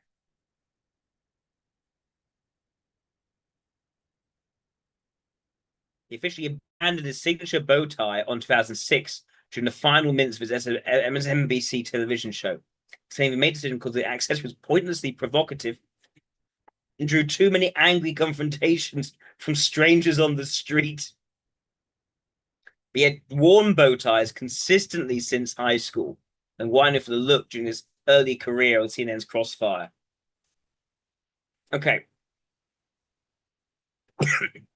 There's a habit from boarding school. We continued on air. So he had this little thing he would always do. He'd always wear a bow tie. That was his signature. That's what he did. And it led to ridicule in certain situations. It didn't work in certain situations. So he dropped it eventually. But this idea of I'm going to wear a bow tie, that's my thing. And it suggests to me an attempt at extroverted ethics. Not a very strong attempt at extroverted ethics. One which, outside of certain contexts, doesn't work. You heard he dropped it after Jon Stewart interview. Maybe he also did that. That certainly was clearly a breakthrough in terms of the bow tie isn't working for you if you want to be taken seriously and have serious discussions. Because this Crossfire did not feel serious. It sounds like a sort of superficial level of confrontation over rather than actually getting deep into the subject. It sounds like a serious, proper discussion about what's going on.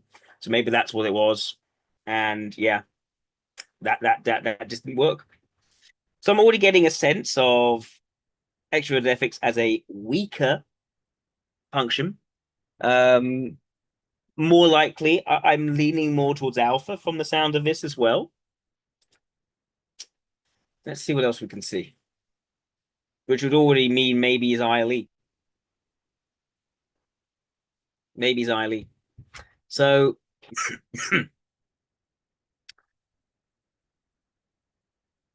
he announced, and he seemed to like ideological. He seemed to be very comfortable in ideological debate, and I think he's comfortable in sort of logical discourse, but the sort of the superficial positive veneer on it did not quite work very well. So he had to adapt, and so he doesn't have that bow tie anymore in a Daily Caller there. The half-hour show debuted 2004. Conducting interviews with political figures, analysts, cultural commentators, included after approximately 1 year. He then hosts a nightly political talk show entitled The Situation with Tucker Carlson. And there's Tucker, which I chose in 2006. Chose a 6 p.m. slot, focusing on current events, interviews with policymakers, and debate style segments. He likes the debates. He likes that sort of cut and thrust interaction with someone else.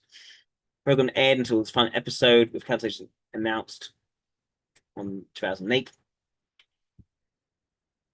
Then founded Daily Caller, conservative news and opinion website with Neil Patel, former policy advisor to Dick Cheney and Carlson's college roommate.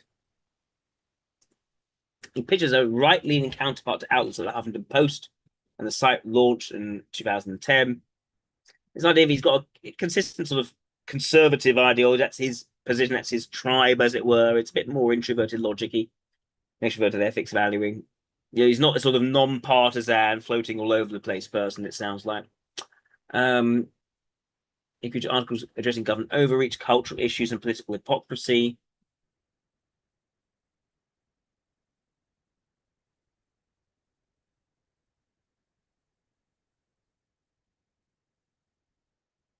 So, Tucker Carlson Tonight, we did it with Fox News as a contributor. People posted a special report with Brett Baier and Hannity to provide commentary on politics and culture. He was selected as a new weekday program. Debut of the Tucker Carlson Tonight then was positioning as a live 1-hour show. It launched focusing on discussions of the current events, following Bill O'Reilly's departure, amid sexual harassment allegations. Tucker Carlson Tonight relocated to the competitive 8 p.m. slot. It's the final episode in 2023. He extended his Fox News contract with a multi-year agreement to produce exclusive content for Fox Nation. Tucker Carlson Originals debuted in 2021, today, spring 2021. So it had extended interviews with guests on policy and cultural topics. And this one examined political trends and events and trends. So one was more interactive and one was more analytical. It seems to like both the analysis and the interacting directly and the debating with people. So a mix of the two here. Which suggests, I think, that there's a good amount of introverted logic going on there, but also the extroverted ethics is the mobilizing, I think, makes more sense here again. Dominion defamation lawsuit arose, including disputed claims about Dominion voting systems, machines. Okay. He expressed skepticism towards election fraud narratives, such as text message describing certain claims as insane. Another in 2021, because of the Capitol riot, participants remarked, "It's not how white men fight." So it's called settled the suit with Dominion. 2023. March 2023, a former producer and cast of program filed a lawsuit alleging a toxic workplace marked by sexism, anti-Semitism, misogynistic comments from Carlson and his team, including derogatory remarks about female colleagues and discussion of election conspiracies, and pressure to misrepresent facts. In production, described staff mocking accents and religions. So, yeah, edgy jokes going too far, upsetting people. Fox News Media announced it had agreed to part ways with Carlson, but also, interestingly here, not such of a focus on telling the absolute truth either, potentially, assuming we take what she says at her word. Ways of Carlson, in fact, immediately continued his role on Tucker Carlson Tonight. The was top-rated show. No specific reasons, but thanked him for his contributions. He's on a live video on X, framing the departure as an attempt to suppress dissent and decrying liars in media and government. So some attempt at narrative management there. So I was familiar with Fox's decision-making to move to the Dominion settlement's financial and reputational impacts. High scrutiny for ongoing legal risks, such as a Smartmatic suit and Grossberg allegations. Carlson later claimed that X was stipulation of a Dominion settlement. Interesting. So So the settlement came, the lawsuit came from his election coverage on his program, where he had claimed that Dominion voting systems machines were, faulty or leading to fraud potentially. That's what it sounds like from reading this.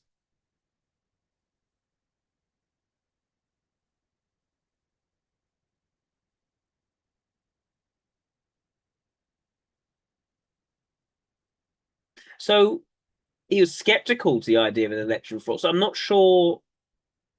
So he was privately skeptical, but he was saying things which were potentially not careful, or people in the show are saying things which enabled that narrative to bring Fox into problems. So it sounds to me he's not very careful about controlling what people are saying and enabling ideas to get further ahead and not shutting that down, as a result, not protecting Fox. And that seems to be what got him into trouble. That's what it seems like.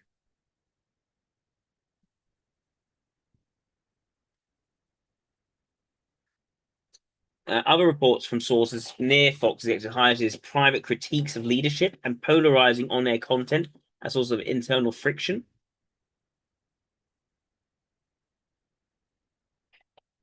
So let me just look a bit more into the Dominion settlement.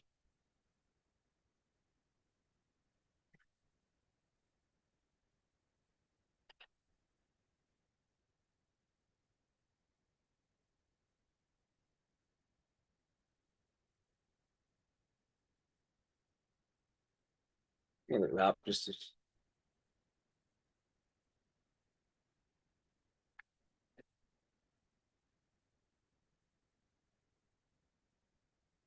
It says fast and loose style and huge stature of toxic mix. He is fast, so fast and loose, so not careful enough, really, in what is said, it sounds to me.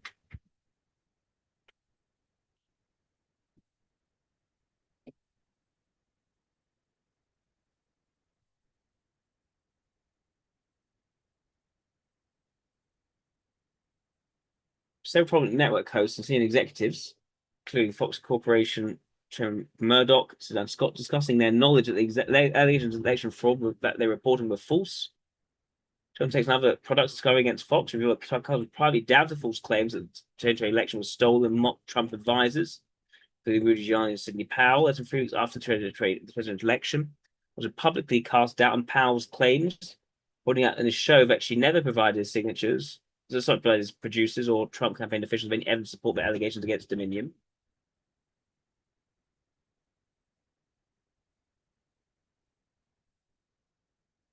Right. So it's not that he set off the whole issue. It's not that. It's that his comments critiquing their narrative were therefore not conducive in the court case and were then used against them because he was privately critical of it.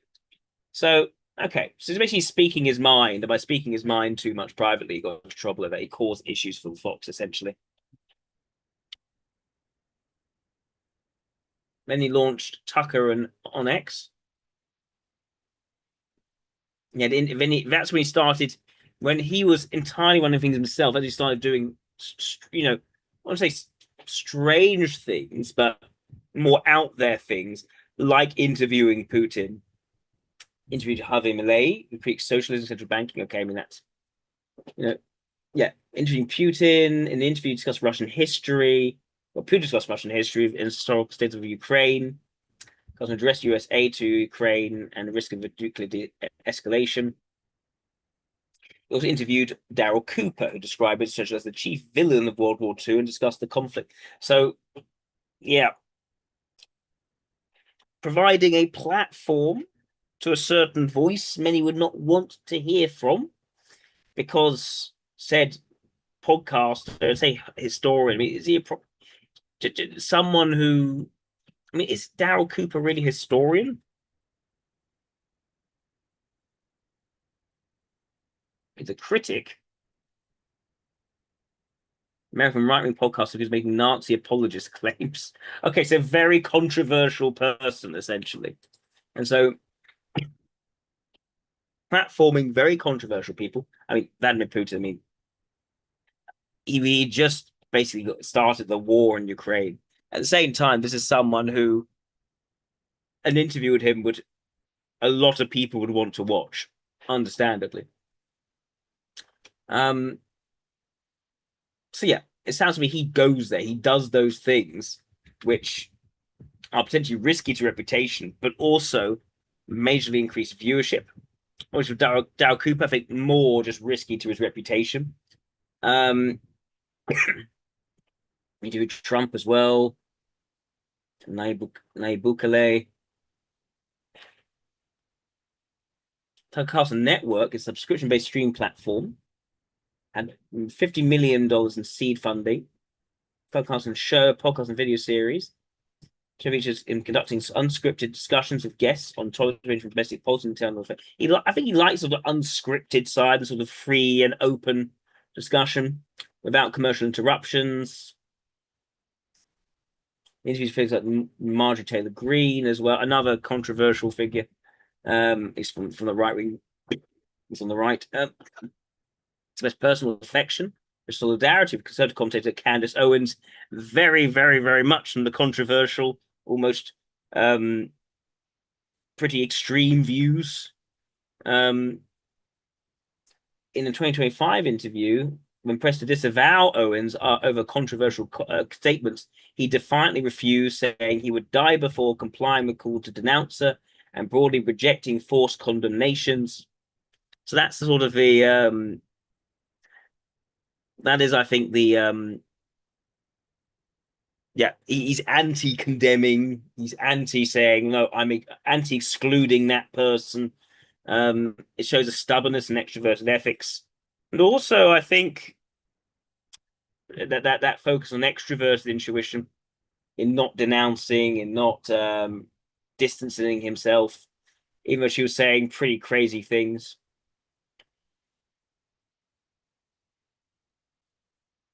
He described her positively in various contexts. He was a friend he loves.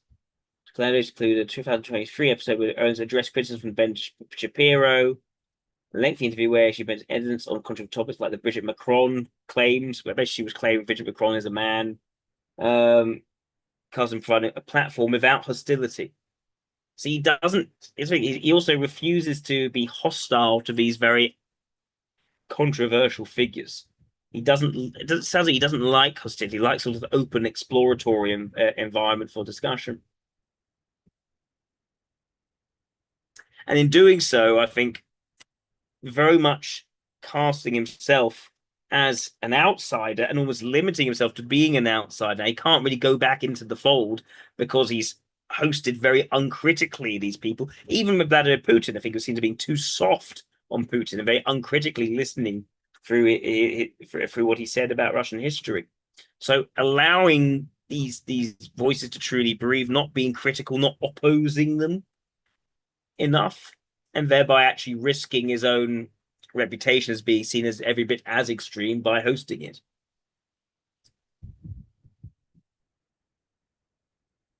He's criticized US economic policy since 1980, prioritizing the interests of domestic workers. He argues that high levels of immigration challenge national sovereignty. He introduced US demographic change to immigration and low native birth rates. He's linked low fertility rates to societal risks. He advocates traditional gender roles aligned with biological differences to support family formation, child rearing. He initially urged preparation for COVID-19, but he criticized lockdowns as harmful, particularly low. As sort of, he's conservative, but also he's kind of libertarian at the same time. But he's not very free trade. It's interesting. He's more about national conservatism. Yes, nationalist conservatism. Attributes urban crime increases to policies like defunding police and lenient prosecutions. Interview geoengineering researcher Dame Wigington discussed chemtrails. So talking about quite out there stuff.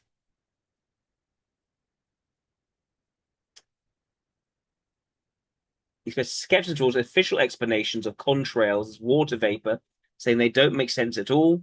And Wigington is a credible source and suggested the topic warrants further investigation.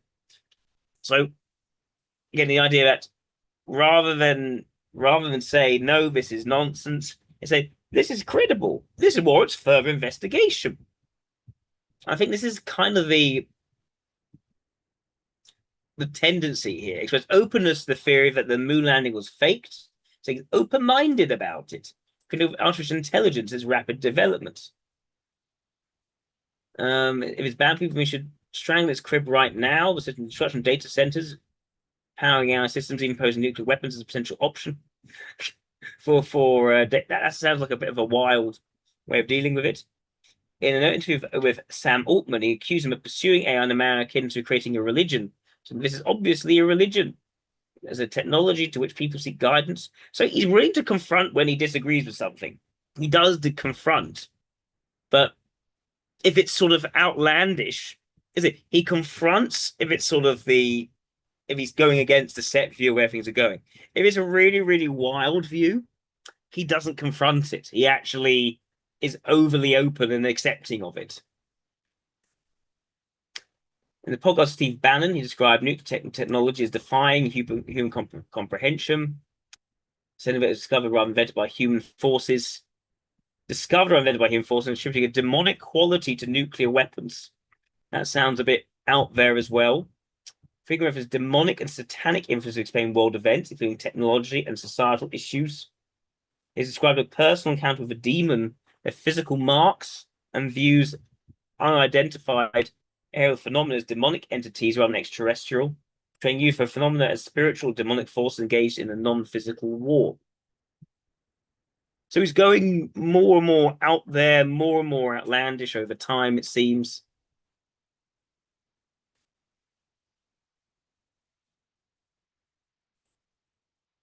He described the atomic bombings of Hiroshima and Nagasaki as evil. I mean, who disagrees that nuclear bombing is an evil thing to do? What's the context? What's the context and why it was deemed to be necessary at the time? So articulating a revisionist perspective in World War II, Britain acted as the aggressor declaring war on Germany after the invasion of Poland. So claiming incorrectly the United States declared war on Germany after its invasion of Poland. He's not so precise in the detail he says either. He's framed Hitler's invasion of Russia as his principal strategic error. In an interview with Darryl Cooper, who cast praise as one of the foremost historians of the era. Goodness. Cooper characterized Winston Churchill as the chief villain of a war for politics, translating to broader catastrophe. Goodness gracious. He hosts and promotes discussion without rebuttal. Right. Okay. This is the thing. What is he doing? What is he doing in this? Let's take the viewpoint that maybe he's an EIE, right? Would an EIE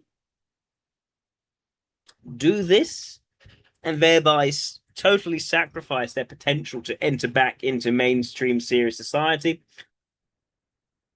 Only if they seek to define themselves as being the outcast, and in doing so, treat that as their source of fate. Maybe he is trying to do that, but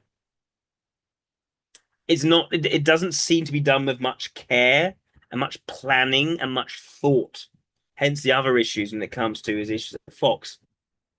There isn't that deliberateness to the same degree. Instead, it seems to me that he is really embracing this sort of devil's advocate approach to considering topics, bringing on people who are controversial for the sake of bringing on the controversial, and then really wanting to open up to their perspective and allowing that alternative perspective to be heard, but in a way which is strategically damaging towards his reputation in the long run. And then getting quite caught up with ideas in terms of demons and stuff instead of aliens, as sort of religious imagery, and sort of getting running away with that in a way which may prevent him from again being taken seriously, being seen as credible. And keep in mind, it's not like with Kanye, where you have an artist where it is about the creative madness and his own bipolar tendencies. For Tucker Carlson, he's a journalist. He's trying to bring the story, the truth for people to learn from. So he is doing a lot to tarnish that journalistic credential, but he's also generating a lot of viewership of what he's doing, which is helping him. And then in doing this, refusing to distance himself from Candace, who said some really, very extreme things, very much, insisting Bridget Macron is a man, what she said about Erica Kirk after Charlie Kirk's assassination, what she's put out about Jewish people, and the sort of the blood libels and that sort of stuff. You get the sense that Tucker Carlson just doesn't want to cut off these possibilities with these people, but in doing so is actually cutting himself off from other opportunities because he's not being careful over his distance. He's not being strategic in this.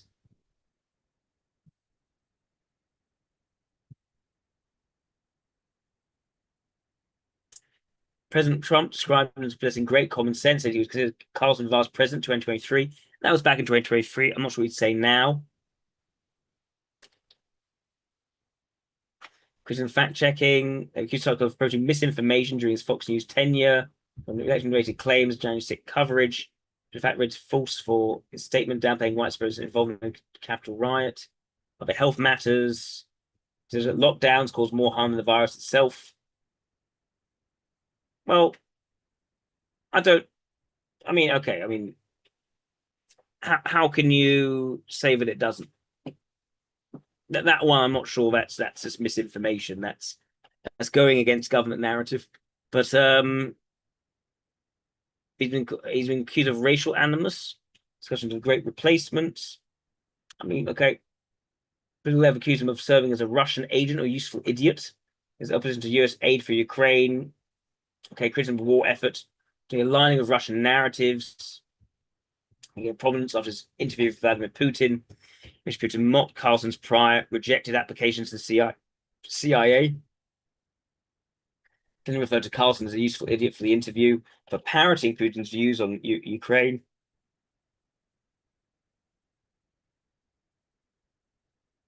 An interview with Nick Fuentes, who promotes anti-Semitic views, including blaming organized Jewry for societal issues, the Hitler. So here's a good example.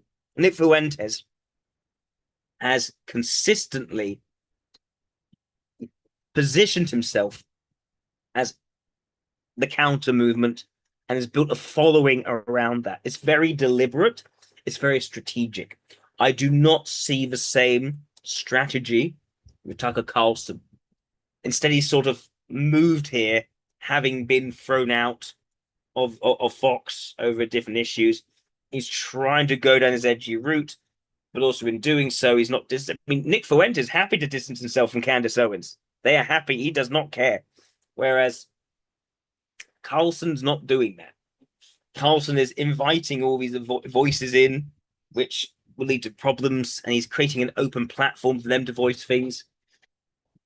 Rather than really creating a movement around himself, it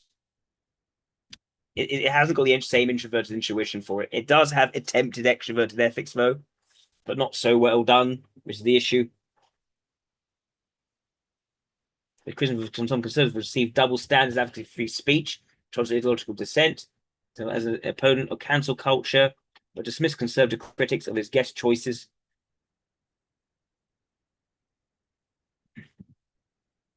Such as an interview with Nick Fuentes as establishment puppets or ideologically compromised, while accusing similar pushback against him of censorship. I'm not sure how that's hypocrisy. I'm not sure what that means there.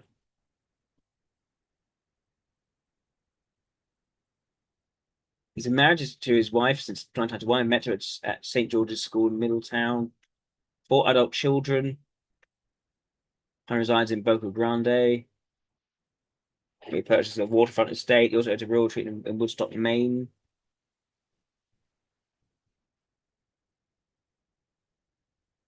He was baptized in the Episcopalian and raised in a largely secular family in California. Having expressed beliefs in spiritual realities beyond material explanations, including commentary on spiritual warfare, demons, divine intervention. For a physical encounter with a demonic entity while asleep, which left claw marks on his body. He shared this privately and discussed it publicly late 2024. It led to him to reassess dismissals of supernatural phenomena as superstition.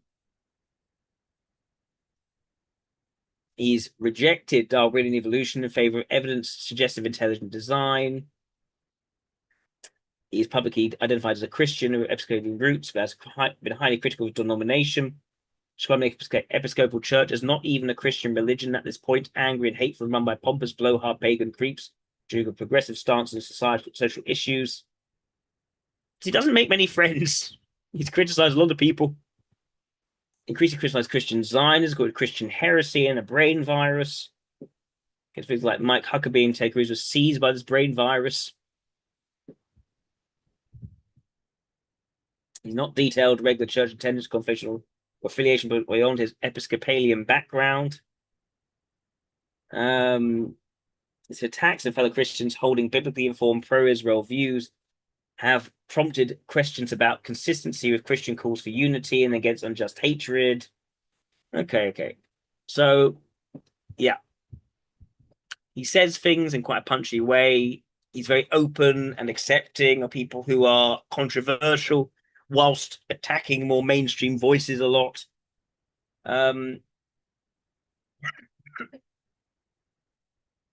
He seems to be very comfortable in an environment of debate. He has had very goofy attempts to actually position himself, certainly early on with the bow tie, and now is sort of just kind of off the rails in what he's saying. I think he's an Eiley. I think Eiley makes the most sense. He does not have the deliberate planning over image, which an EIE has. It's not the same. It's a wannabe extroverted ethics, whereas his logic, I think, is more capable. But couching that logic with a valuing of introverted logic over extroverted logic, definitely, and with a sort of religious approach to things, which is now making more open to it. Or what if there are demons? What if that explains it instead of aliens? And presenting that sort of, again, the less trodden explanation as the explanation. I think that he's embracing the less trodden explanation, and in doing so is blowing up his reputation. So, yeah, I think Eiley makes the most sense from this. Let's see if there's any content on him, more content of him. Esseley for him. I don't think he's that natural at confrontation. He's okay with debates. He debates over ideas, but that sort of exploratory approach and not really going on the full-on attack all the time. If you look at Candace Owens, she goes on the attack all the time. She does it all the time, and it gets very nasty. Tucker doesn't seem to get as nasty as this. And there's a lot of Tucker also then talking about how he wants peace. He wants people to get along with each other. And there's a bit of it. There's not enough of it. It's not consistent enough. And certainly this sort of interaction here, and that sort of the wearing of the bow tie, it's sort of goofy. It's not the sort of buffoonery you see with an SLE, who is more sort of, oh, look at me, I'm the top guy sort of thing, and it looks ridiculous. He's not doing that. He's not the alpha male approach. It's more of a goofy guy who's sort of more intellectually oriented. And I think he has always been intellectually oriented from a young age, and interested in ideas and perspectives. Going to journalism, going towards TV. It's that kind of approach. It doesn't make as much sense for SLE. Whereas you look at someone like Candace Owens, she's always been an attack dog in her approach. See him in a debate. See what I mean. In fact, he's just totally open when Tucker Carlson is. When Putin allowed to speak, when Dowku allowed to speak. It's the explanation doesn't make sense as being the leading function from that.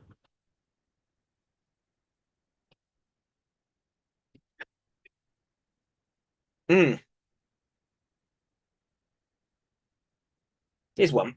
There's more of debate. Wherever you're going, prepare with kayak. Like, he doesn't tear your throat out in a way that Andrew Wilson does, or Candace Owens does. He never wanted to get too nasty. They will say critical, some offensive things, edgy things, but he won't go all the way with ruthlessness. That's distinct just from taking out the nuclear sites. What does regime change look like? Somebody else in charge. How do you get there? Look, that ultimately has to be a popular uprising. Mike Avenatti? Sure. Why not?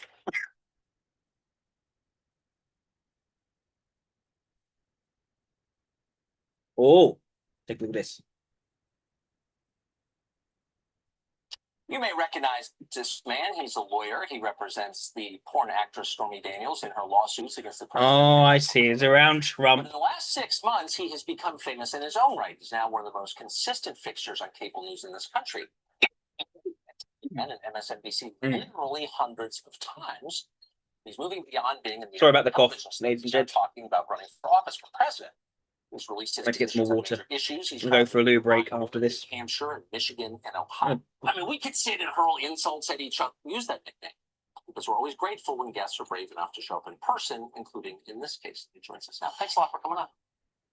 So, I mean, we could sit and hurl insults at each other for the segment. Already done that. I've certainly insulted you. You've insulted me. So there's tension already between them.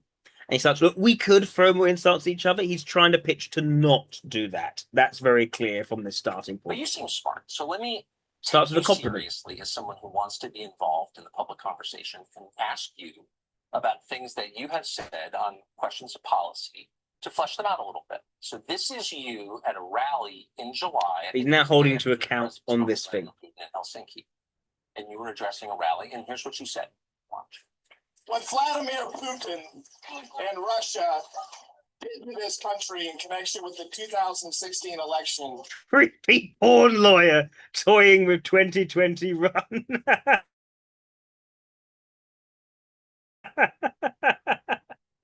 Okay, that's just asking. He is asking, which is provoking him.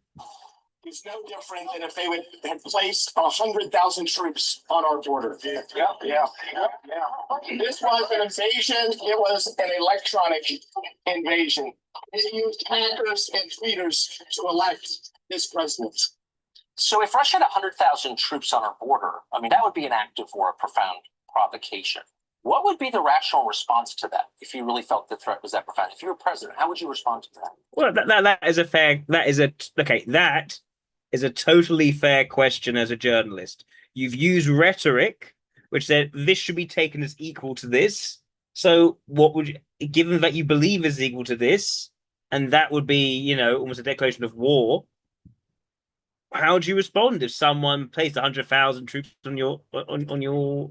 Tucker, I understood that I was coming on your show tonight to talk about the case involving my client. Well, I didn't tell you that, and I'm happy to talk about the case. I just played you a clip. Tucker, you got to stop. Tucker, you got to stop interrupting me, okay? Because one of the conditions of me coming on tonight was that you were not going to do what you do routinely to guests, which is talk over them and interrupt them. So just let me finish with my answer, okay? Let me finish with my. I said I'd give you a fair interview. I actually don't have an interest in squabbling with you at all or name calling. I've done a lot of that. See, he's trying to de-escalate a bit. Just to say, look, I'm not trying to do this. Not trying to do this. Right, but not to me. No, but not to my face. I could, but what's the point? I want to take you seriously. I'm serious. Okay. So I just played a clip of what you said at a rally. You're traveling to states because you want to influence policy direction. I don't think it's unfair to ask you about something that you said. What's the question? And the question, let me restate it, is you said that Russia has done something that is equivalent to putting 100,000 troops on our border. That's an act of war. Yes. And I wonder two things. One, what you would do as president if that happened on your watch. And two, what do you think Russia thinks watching public figures like you say that we're at war with Russia? What effect do you think that has? Well, that is a fair journalistic question. Any journalist in his position would ask that same question. First of all, there's no question that Russia interfered with the 2016 election in a very serious way. The only question is, what was the involvement in Donald Trump or by Donald Trump and his cronies in the process? And that's what Bob Mueller's in the process of getting to the bottom of. But how should we as a country? Are you going to interrupt me? So how? Okay, you asked the question. Okay, he's interrupting. Okay, but he's backing off. As soon as he said, okay, fine, back off. How should we respond? Yes, I asked you it 3 times. We should respond with the absolute force of the law. We should be doing everything in our power to bring those individuals to justice, those individuals that are also in Russia. And let me tell you what we should not be doing. We should not be standing shoulder to shoulder with Vladimir Putin and choosing Russia over the hardworking men and women of the intelligence community that risk their lives for this country. So the president has sold out the United States. The administration announced today a new round of even tougher sanctions against Russia. Do you support that? I think it's a start, but I don't think it's what would be the end? I don't think it's a step in the right direction. I don't think the president has shown any leadership or raising sanctions are not a step in the right direction. No, I said it's a step, but it's not enough. I believe that President Trump should. He's interrupting a bit. I mean, he's giving him some time. Every individual in Russia that Bob Mueller isn't just talking over him. That's not what he's doing.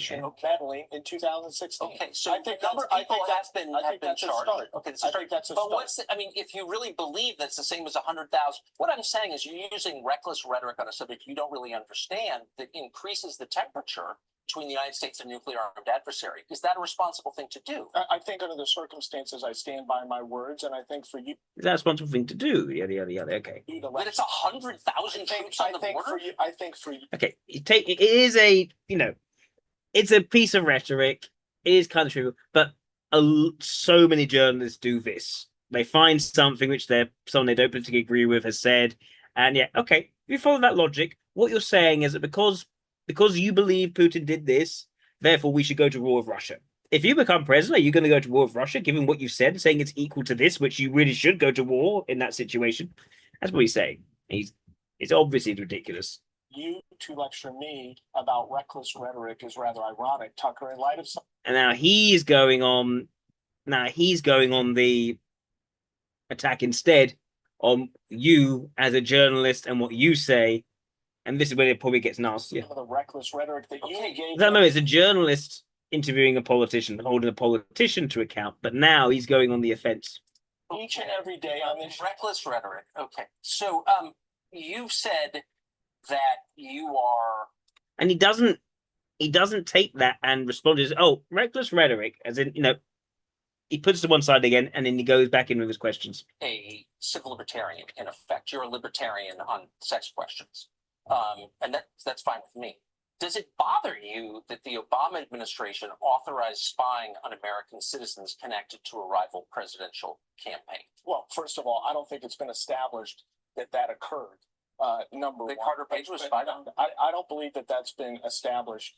Number one, that in fact President Obama authorized his administration. Are you going to interrupt me for the entire segment, or just clarifying? Because I don't think you understand the question. No, the Obama administration authorized spying on an American citizen connected to the Trump campaign. Does that bother you at all?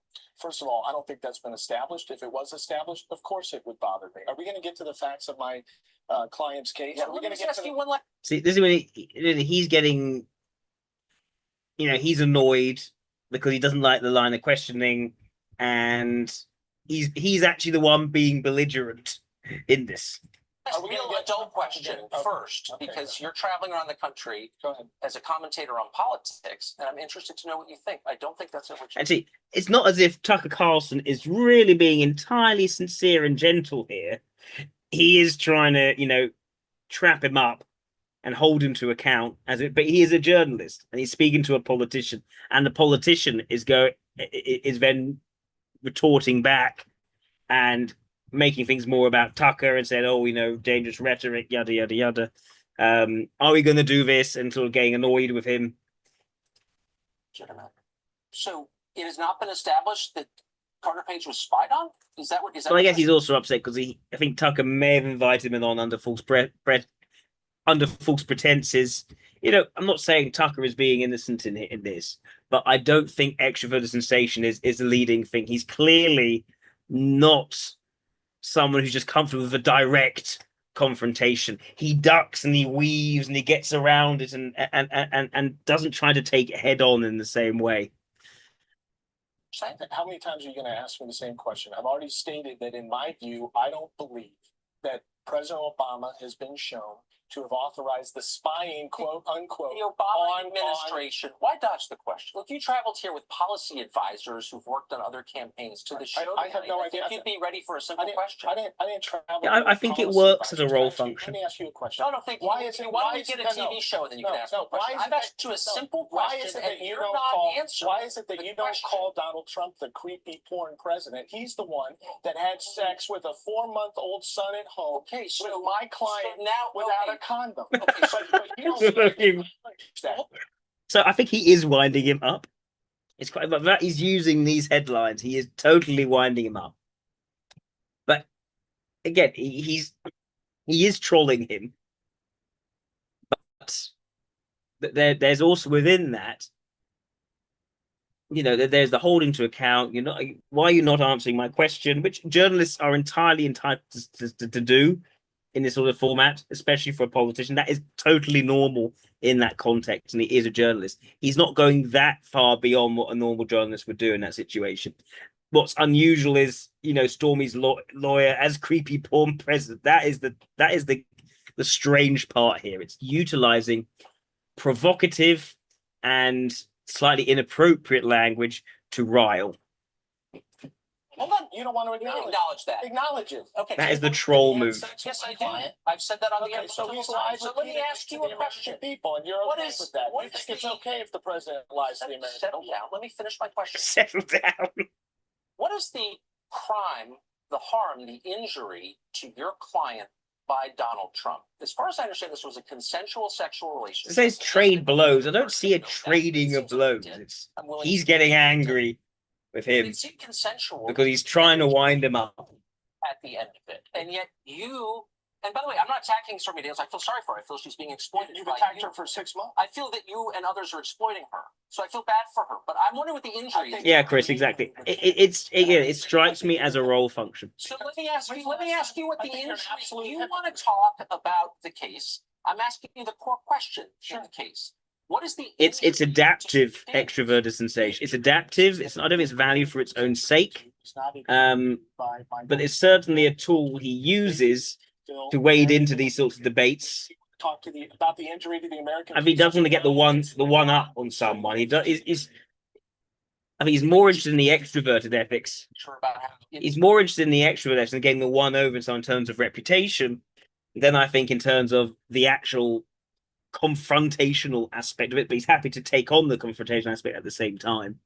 It's wrong for the president to have an adulterous affair, and I would agree with that. But you're very outraged. So is your you said very outraged, and the outrage and he frames that as also the not to get angry is also now Tucker's not getting angry. Tucker himself is not getting angry in this. He's not internalizing that aggression and getting into that aggressive mindset. Instead he's sort of the calm sort of again troll. He is trolling him. He is winding him up and trying to create reactions in him. The fact he's not taking on that aggression and that anger himself and directing it out, it's to me, it also shows he doesn't value extroversion in and of itself. The injury is that he and Michael Cohen and others lied to the American people and covered up the $130,000 payment and violated campaign finance law. That's why Michael Cohen, I'm not done. That's why Michael Cohen just pled guilty. Let me ask you a question. That's why Michael Cohen did they have it? Guilty. I understand that I've been following news as well. Exactly, it does. Donald Trump have a moral obligation to tell the American people that he had a sexual relationship with Stormy Daniels. I don't care whether he had a moral obligation. Tucker's actually, although he is winding him up, he is leaning back into. And I think when he's in this situation, what does his extroverted sensation amount to? It's him leaning back on conventional journalism in this sort of environment. It's very conservative, where you hold the guy to account. You say, why aren't you answering my questions? Can you answer this question?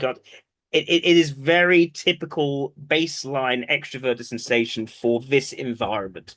It is exactly what I expect from an Eiley using extroverted sensation as a role function when they are a journalist interviewing a politician.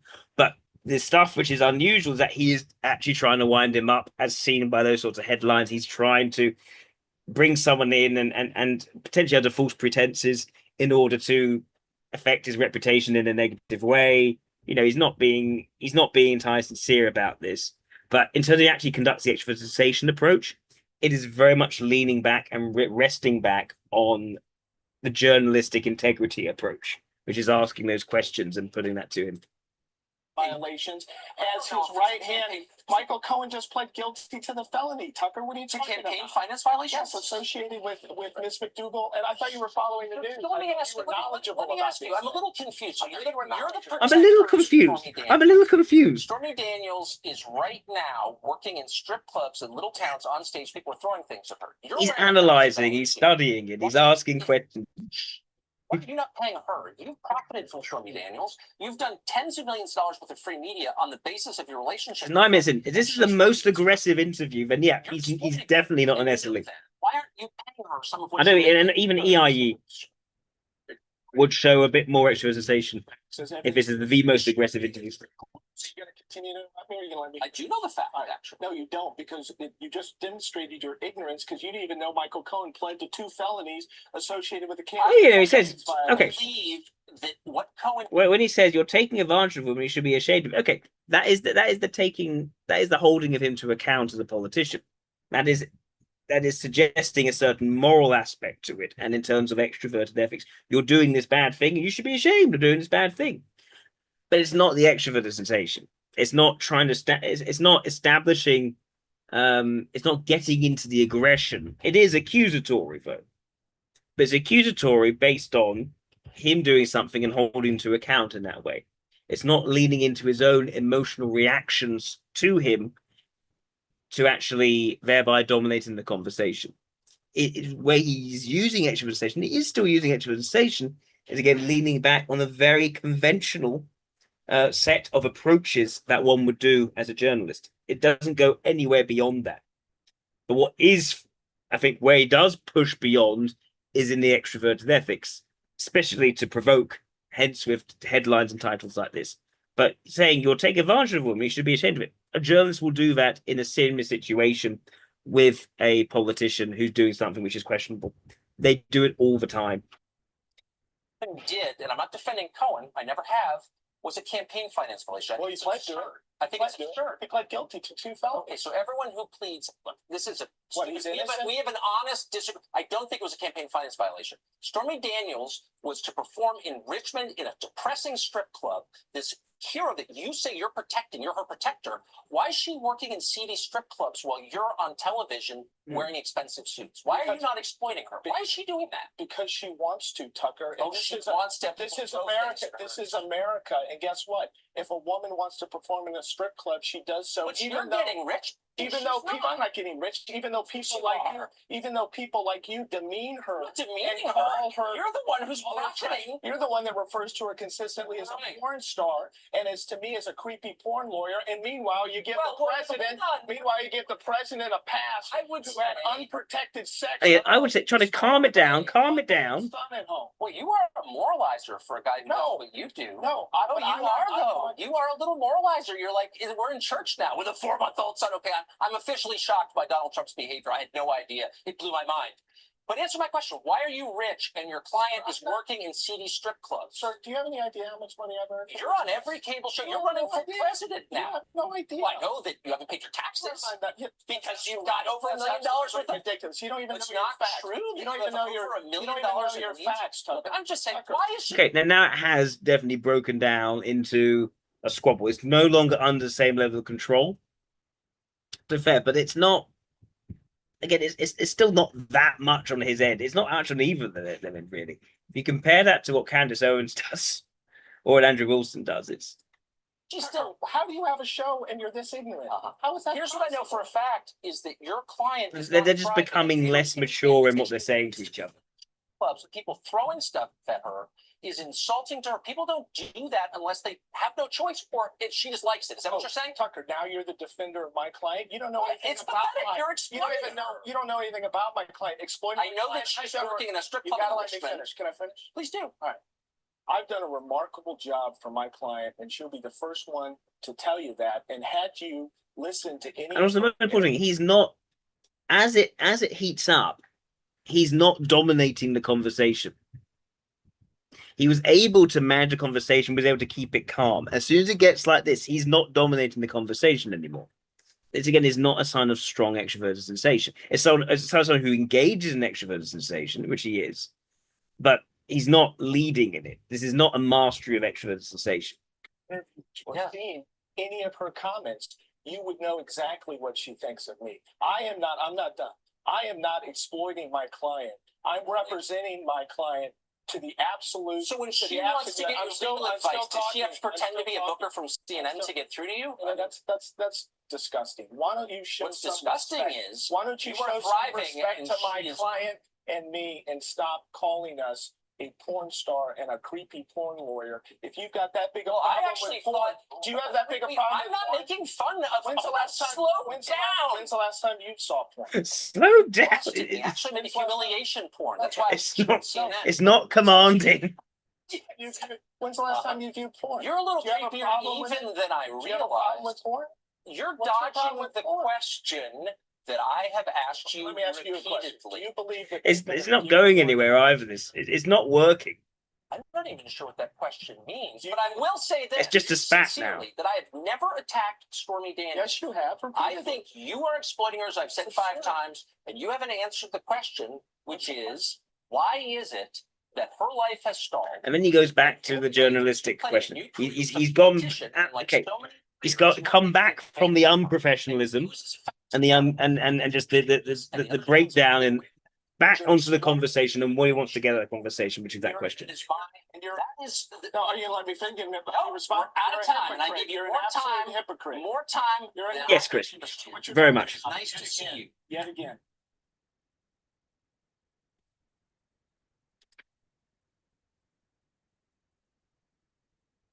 So yeah, in terms of that video, we see someone whose extrovert sensation is flexible.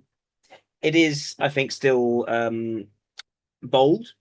It is still has a high energy allocation, and depending on the situation, he'll find himself in it a lot more.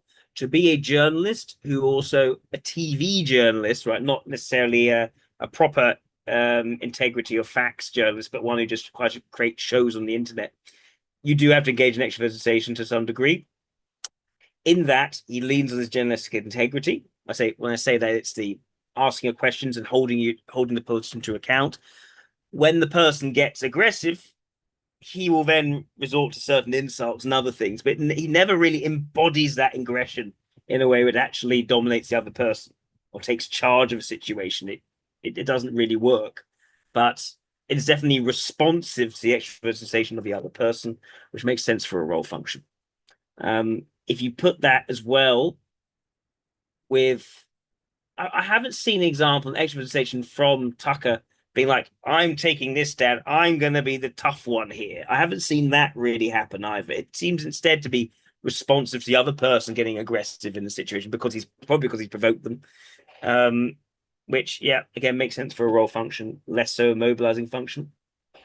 You also look at the extroverted intuition side of things, like not condemning certain people, being a sort of open and sort of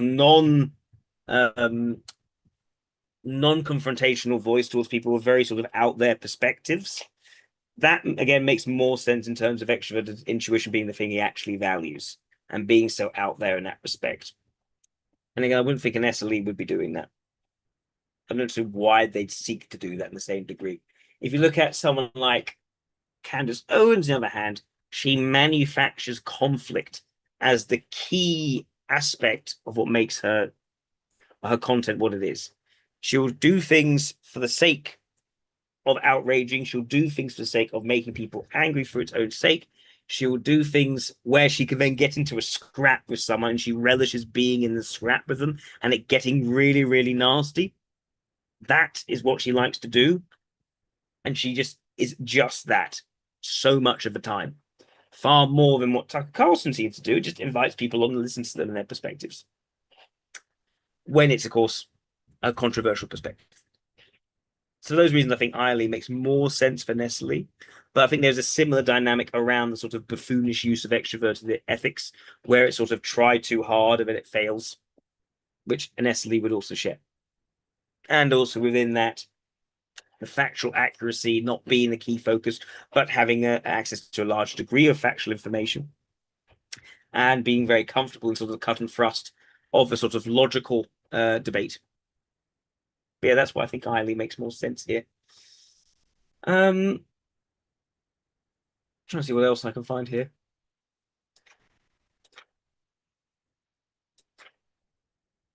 How has Tucker Carlson's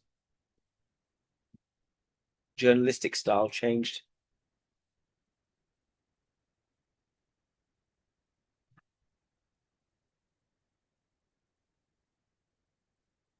Spans over 3 decades, shifting from a fact-driven, bow-tie-wearing magazine reporter into a mainline cable pundit. That's another thing. It was more fact-driven to begin with. That's the movement from extroverted logic towards the extroverted ethics, the more sensationalist approach later, and eventually a populist culture war. I mean, this is sort of that's the extroverted ethics growth from the extroverted logic to start off with.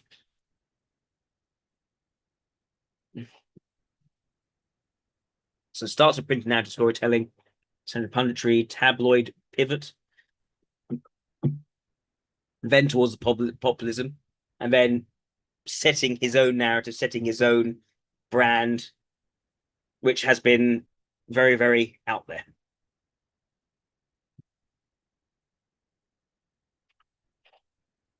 So his style has moved even further to the nativist and isolationist right. His era is heavily defined by embracing anti-establishment conspiracies, platforming fringe figures. So again, out there doing things which are outside of the norm, bringing in, including voices from outside a lot, unconventional international interviews.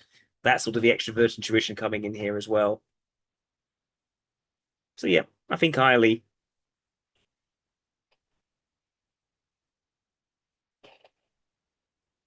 Right, I need to go for a loo break. And after the loo break, we shall turn to Killian Murphy.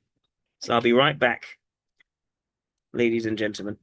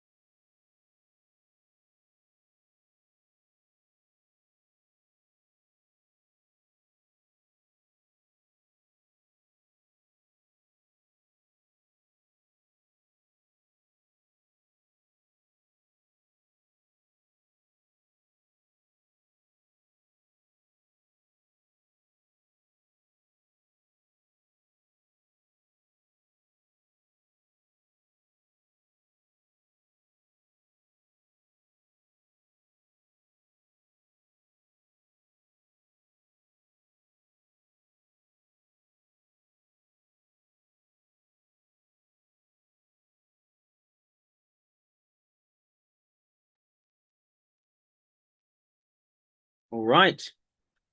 Hello, everyone.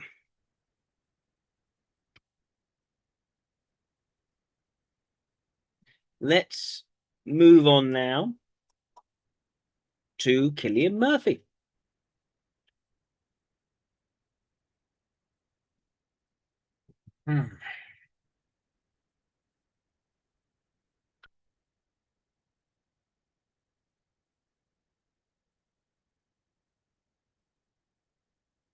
So, Cillian Murphy is an Irish actor recognized for his intense and versatile performances across film and television and theatre. Born in Douglas, County Cork, Ireland, he initially pursued music as a guitarist in the band before transitioning to acting. Made his professional debut into theatre productions such as Disco Pigs. He rose to prominence with a leading role as Jim, post-apocalyptic horror film 20 Days Later. Marked his breakthrough in cinema. He gained further acclaim through repeated collaborations with director Christopher Nolan, including the role of Dr. Jonathan Crane in Batman Begins, the antagonist Robert Fisher in Inception, a Spitfire, pilot in Dunkirk, and Oppenheimer in Oppenheimer. And television, he portrayed the cunning gangster Thomas Shelby in Peaky Blinders. Received multiple accolades and also Screen Actors Guild Award for Oppenheimer. He maintained a reputation for privacy, avoiding social media, and focusing on family life in Ireland with his wife and 2 sons. Born in 1976 in Douglas, in a suburb of Cork City in County Cork in Ireland. There was 4 siblings. His early years captured by a close-knit, middle-class household influenced by the region's cultural traditions. Home life featured regular music lessons with family members and friends gathering to play instruments and sing. Was an appreciation for Irish folk and traditional sounds from a young age. Let's see.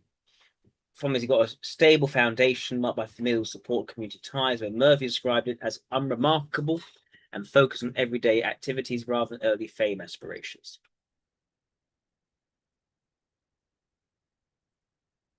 He initially pursued music, receiving guitar lessons from Cork musician Mark O'Leary. He started in music. He described Murphy as a handy guitarist with a notable aura and presence, being very determined and intelligent with balanced confidence that stood out even in an unruly class. An actually talented student who asked insightful questions, practiced diligently without prompting, and quickly progressed. Brown said he was gifted. He described as a determined guy. He also connected Murphy with other musicians. Murphy's subsequent transition to acting came with good timing.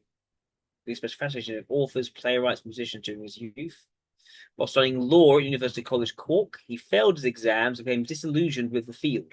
Same year, at 20, he attended the production of A Clockwork Orange, which ignited his passion for acting and prompted him to abandon both law and music ambitions. He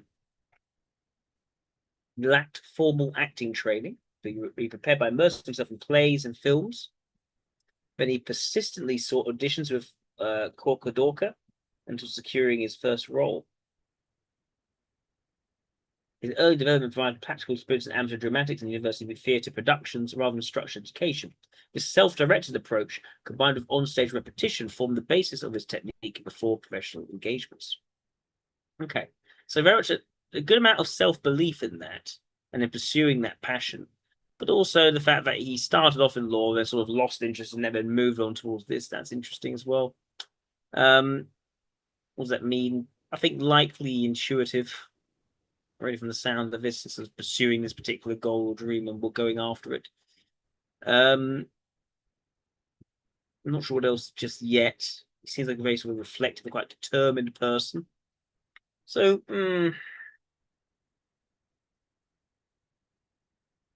not sure yet. I want to see more in the round. He doesn't strike me as century from this. So he made his first professional appearance in Disco Pigs.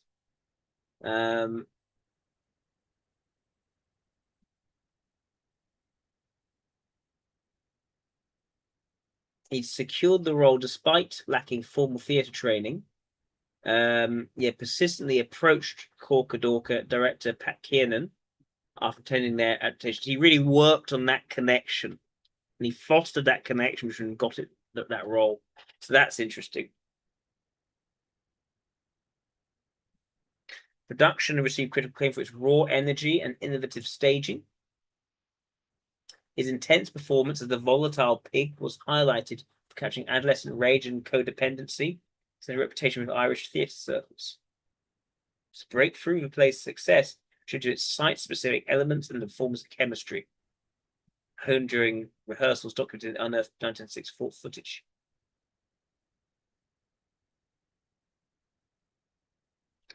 Following Disco Pigs, appeared in Benedict in Shakespeare Much About Nothing. He then took leads in John Linton's Singes, The Country Boy, and Juno and the Paycock. Showcasing versatility in classical Irish drama amid the period's Celtic tiger cultural resurgence. And solidified his stage presence before his pivot to screen work, with critics noting his command of dialect and emotional depth in period pieces. His initial foray into screen acting occurred through short films and independent Irish productions, marking a shift from stage work. He starred as Ger in the Irish language short comedy Filian. I don't know, no idea how to pronounce that. Portraying a small-time Dublin criminal attempting a poteen deal in Connemara, which highlights his versatility in bilingual roles. Okay, some more acting. There's a breakthrough in 28 Days Later, where he portrayed Jim, a bicycle courier who awakens from a 28-day coma.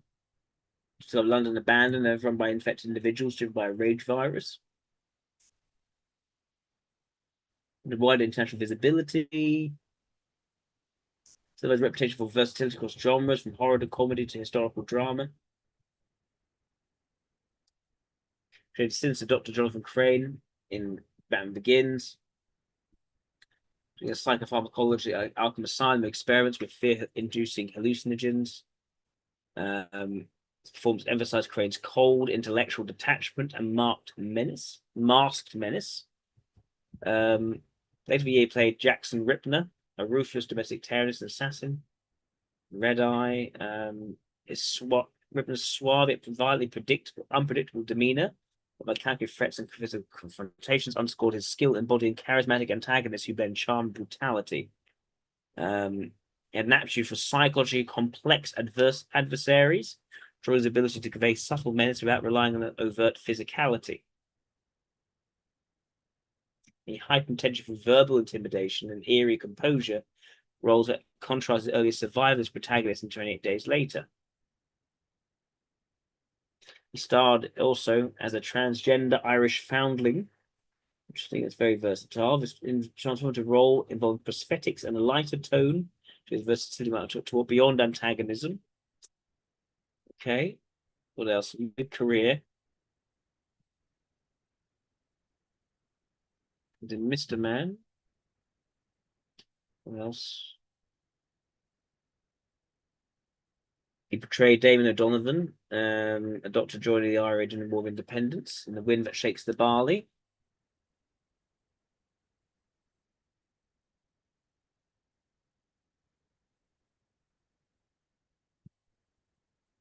He with Perrier's Bounty. What else? Okay, 2250 when he was in Peaky Blinders. That was big. Peaky Blinders was defining for him. I mean, over Tommy Shelby is like a very good example of an LIE. Doesn't mean that he is. So, series creator Knight initially envisioned a more physically imposing figure akin to Jason Statham for the role. So there's doubts about Murphy's slimmer build. Murphy secured the part with a post-audition text to Knight stating, "Remember, I am an actor," underscoring his transformative capabilities. Murphy appeared in every installment, doing a portrayal noted for its intensity and psychological depth. Very true. Drawing on historical elements of a real Peaky Blinders youth gangs while fictionalizing Shelby's trajectory from street enforcer to political influencer. His commitment to the role involved extensive preparation, including historical research, living with Romani communities, and learning bareback horse riding through connections at Stowe Fair to create a scene of a knight drawing family back with gypsy ties. Secretly recording conversations and songs from Birmingham locals in pubs, the garrison alongside Knight to master the Brummie accent, practicing via voicemails, rigorous physical training and protein-heavy bulking to capture post-World War I's era's grit and physical presence, despite disliking the weight gain process, and immersing in the era's socioeconomic context. So he didn't like the weight gain process. That's interesting. Preparation to sustain the show's production, costing a decade despite centering content. He was never physical, that physical though, as a character. It's far more about the mind. Again, I think I'm pretty sure he's an intuitive type.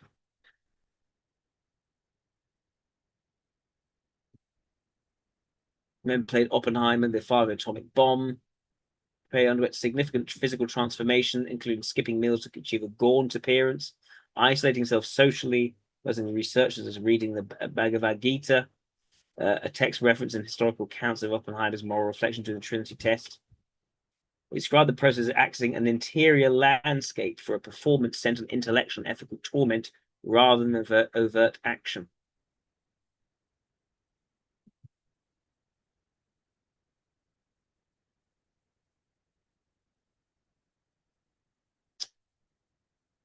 What was his style and influence? Oh, essentially, he's done producing ventures, kind of Big Things Film, independent production company, worked on story-driven projects with singular filmmakers.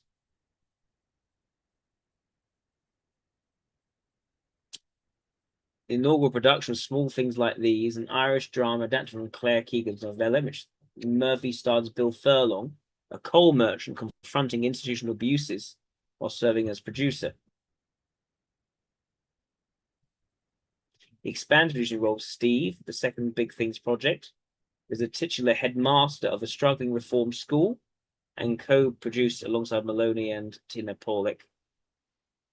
No much more does novella Shy, principal photography occurred from May 20th, July 5th. It's quite ground stuff, though, what he's doing. It's not out there.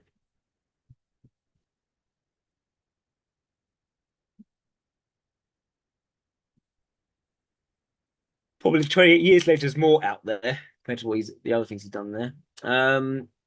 He approaches acting with an emphasis on instinct as the primary tool, advocating against over-predetermination of performances allowed for spontaneity during filming. There's a preference for minimal rehearsals. It's potentially restrictive. And as a producer on projects like Oppenheimer, it facilitates environments that prioritize on-the-fly creativity over extensive pre-planning. It's a belief that acting evolves over decades of experience rather than quick mastery. As an addictive craft reliant on willpower, scripting, and basic production elements to construct immersive worlds. But he does prep, though. That's the thing. He doesn't rehearse so much, but he does prepare. So intensive research, physical immersion tailored to the character. But he distances himself from the extreme method acting tropes, remaining in character, offset, or undergoing unnecessary personal deprivation solely for authenticity. Robert dedicated 6 months to embodying J. Roy Oppenheimer, including reading Bhagavad Gita, studying his lectures, which he recited aloud during walks with his dog. Physically, he lost approximately 30 pounds, was skipping meals, limiting social interactions, mirrored in signs of gaunt, introverted demeanor. The preparatory rigor extends to earlier work. Immersed in source materials and historical context informs subtle gaze-driven expressions. So he immerses in source materials and historical context to inform subtle gaze-driven expression that convey internal states, as known analyses of his technique prioritizing facial nuance over dialogue-heavy exposition. He accepted the Oppenheimer role immediately upon Nolan's offer without reading the script, underscoring trust and collaborative preparation over solitary preconception. This process balances disciplined groundwork with instinctive execution, enabling believable portrayals without reliance on prolonged immersion. The person who most profoundly shaped philosophy was Daniel Day-Lewis. Every time I see him, I learn something new. His meticulous immersion in roles resonate with Murphy's own approach, emphasizing depth over superficiality and character portrayal.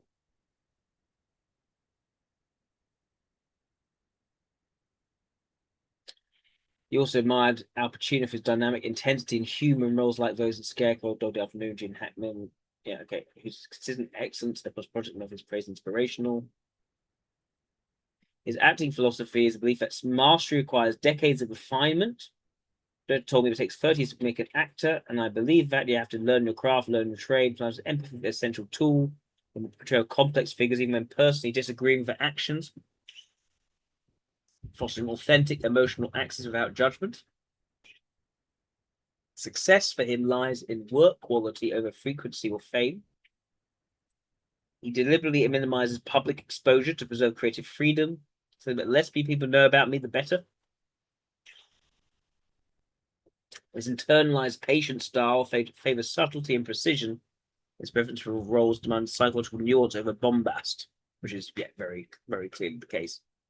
So, what do I think from this? I'm wondering if he could be a Delta NF specifically. Which one? Not sure right now.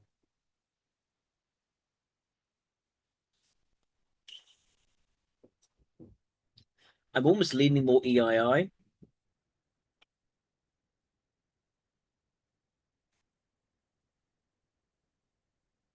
Let's see.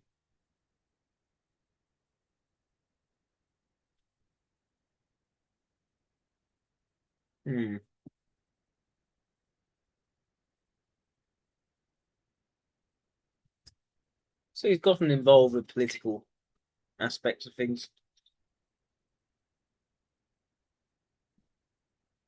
He wants a united Ireland. Anti-monarchist.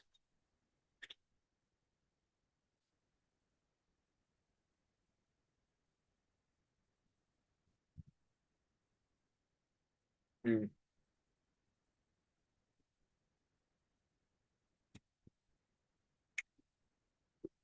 mean, nothing too unusual for sort of an Irish lovey, to be fair.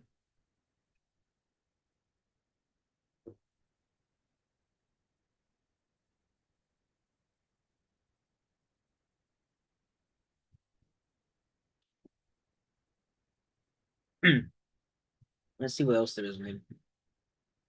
Maybe do an interview. Gotta be careful though.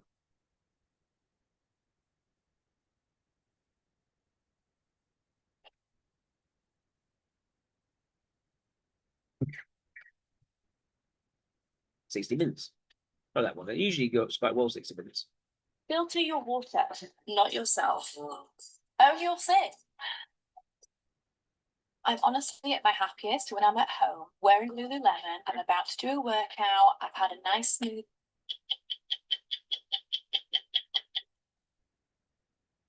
2023 is the year the world learned to pronounce Killian. The ancient Irish name seemed to be on everyone's lips. Why is that hard to pronounce? It became a blockbuster. Why is Killian hard to pronounce? The most obvious pronunciation of that. I don't understand. The star. In this moment, with a Golden Globe under his pork pie hat and the Oscars 3 weeks away, Murphy is more famous than well known. So we set out to learn more. We were warned the 47-year-old Irishman is reserved and wouldn't talk about himself. Yep. But we discovered finding Cillian Murphy depends on where you look. The story will continue in a moment.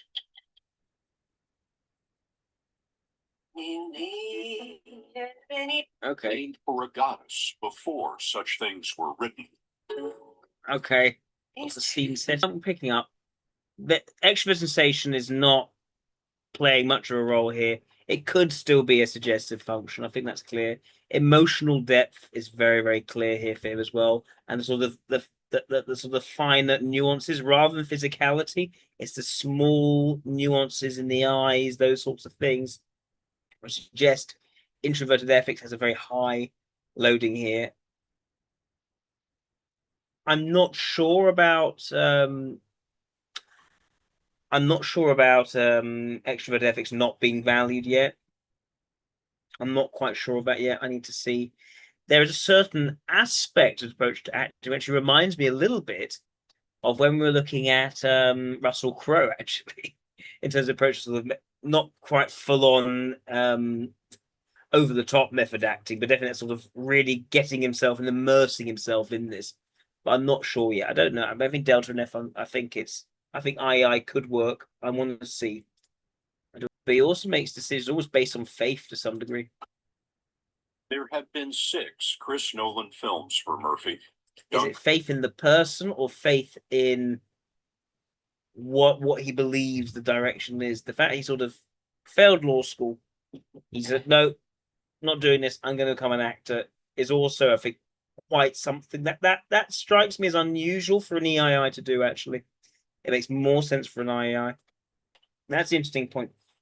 This is why I say he doesn't rehearse. He doesn't rehearse. He draws the character into himself and tries to embody the character through months of preparation of doing that.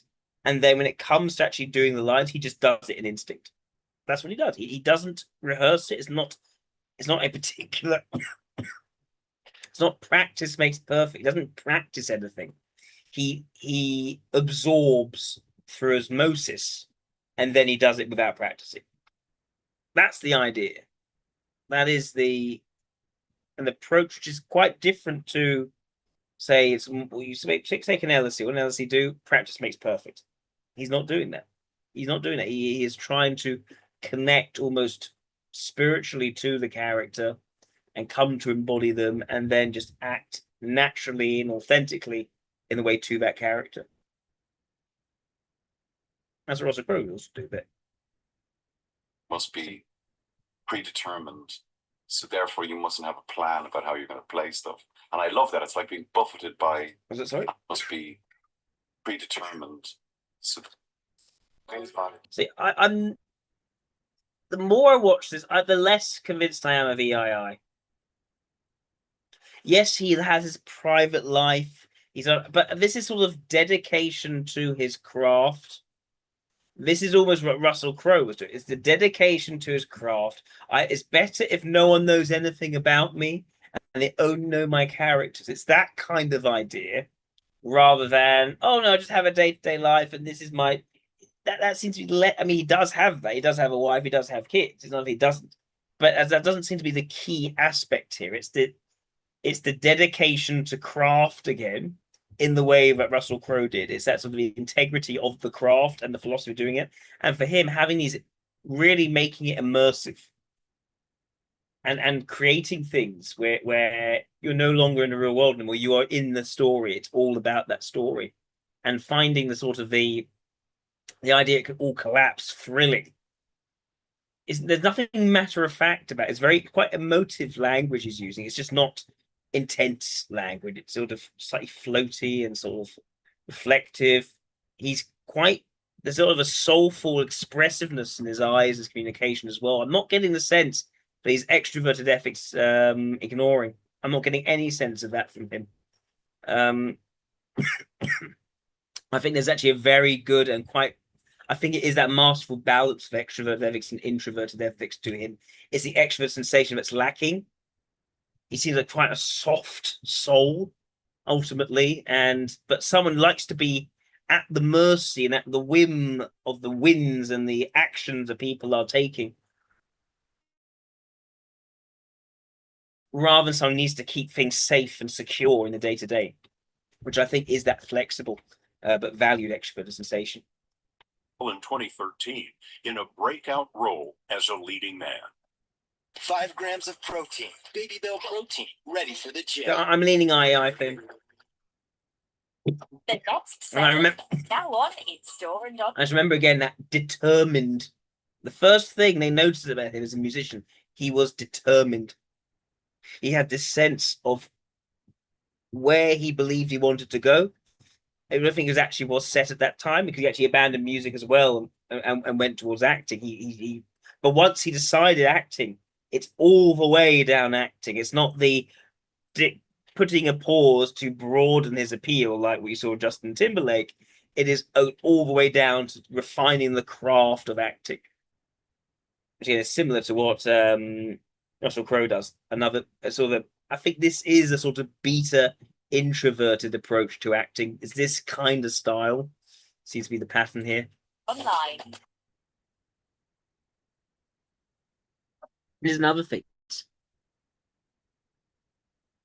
There's this the way he also again landed that first role with no past experience, no decide to go out and just study and become it. He just went into it. He got it through his networking ability. He found the person behind the play, the production he really liked for Clockwork Orange. He just kept going and talking to that person. He built that rapport, and that got him up to the next level. That is very strong introverted ethics again, but used as a tool, as a demonstrative function towards the introverted intuition. I definitely work through that kind of networking skill. What else was he saying there?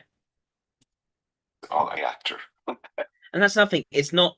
He has gotten into this without any desire or need to study techniques of acting. He is not interested in doing that.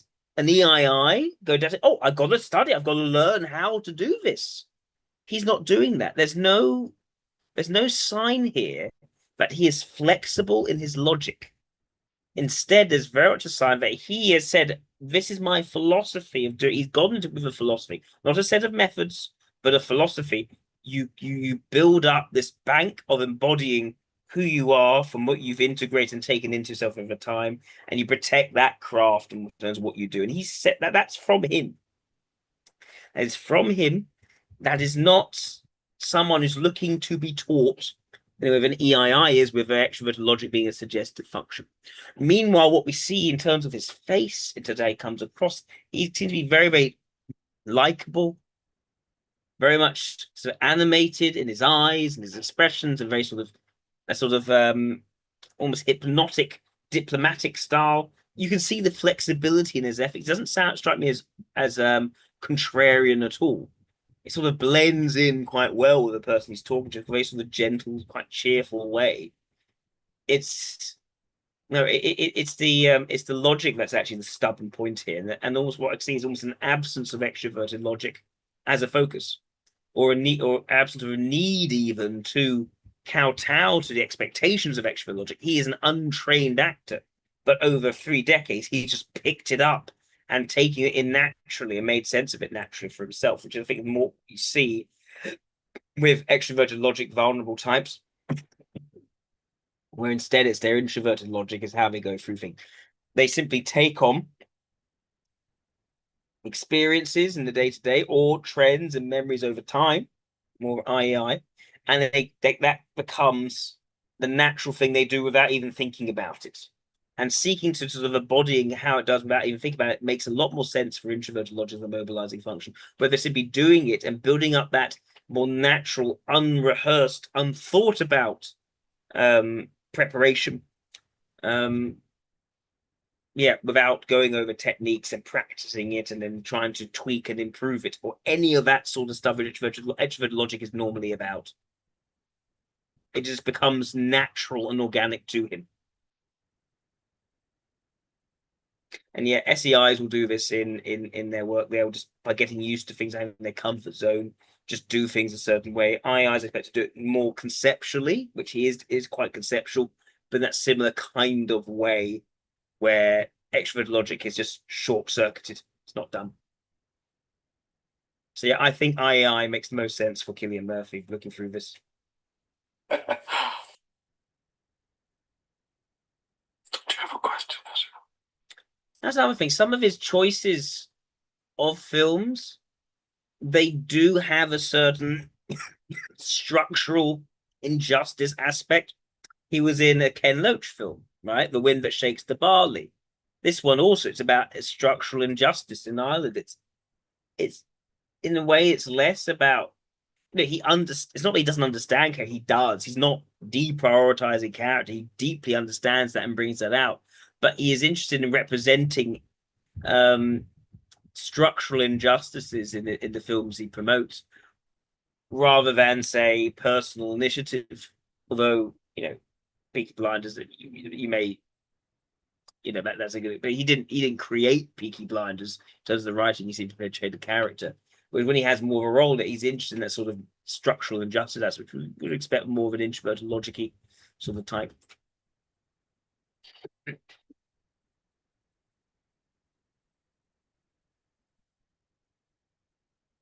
Deeper we go with painful joy. Painful joy makes so much sense for an IAI. So much sense.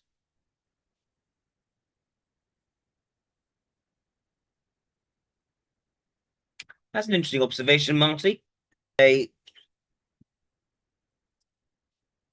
like a glorious sacrifice going through that, the pain of the starving himself, the bringing himself to that point to truly represent his character, but it's done out of a joyful dedication. It's almost like a priest serving his golden horse. It's that kind of, as when you said fear joy, it had to be joy, could not be fear. Boys to create that amazing silhouette. But from he said a bit like Russell Crowe, movie star cheapens. For him, he is an actor. That is his craft. That's what he's about. Other than for me. That's a very sort of beta introvert pushback from what movie star is sort of the beta extrovert focus. I am the star sort of thing. Whereas I am a serious actor. This is what Russell Crowe is about. Is what Cillian Murphy seems to be about as well. It's that beta introverted logic. This is my philosophy of being an actor and doing it without actually any training. That's the point. Again, the extrovert logic is not really there in the mix, and the introverted. This is a calling and a philosophy. It is a calling. So yeah, I makes the most sense, I think. So thank you, everyone. Thank you very much for a profoundly enjoyable celebrity live stream with no disruptions from YouTube. I think I finally cracked it, guys. I know what I need to do now. I need to pause it every few seconds to offer my thoughts. So I'll do that more in the future. But thank you everyone for tuning in. Thank you for your lovely super chats. All the donations greatly appreciated. And yes, look forward to seeing you all next week. Bye-bye.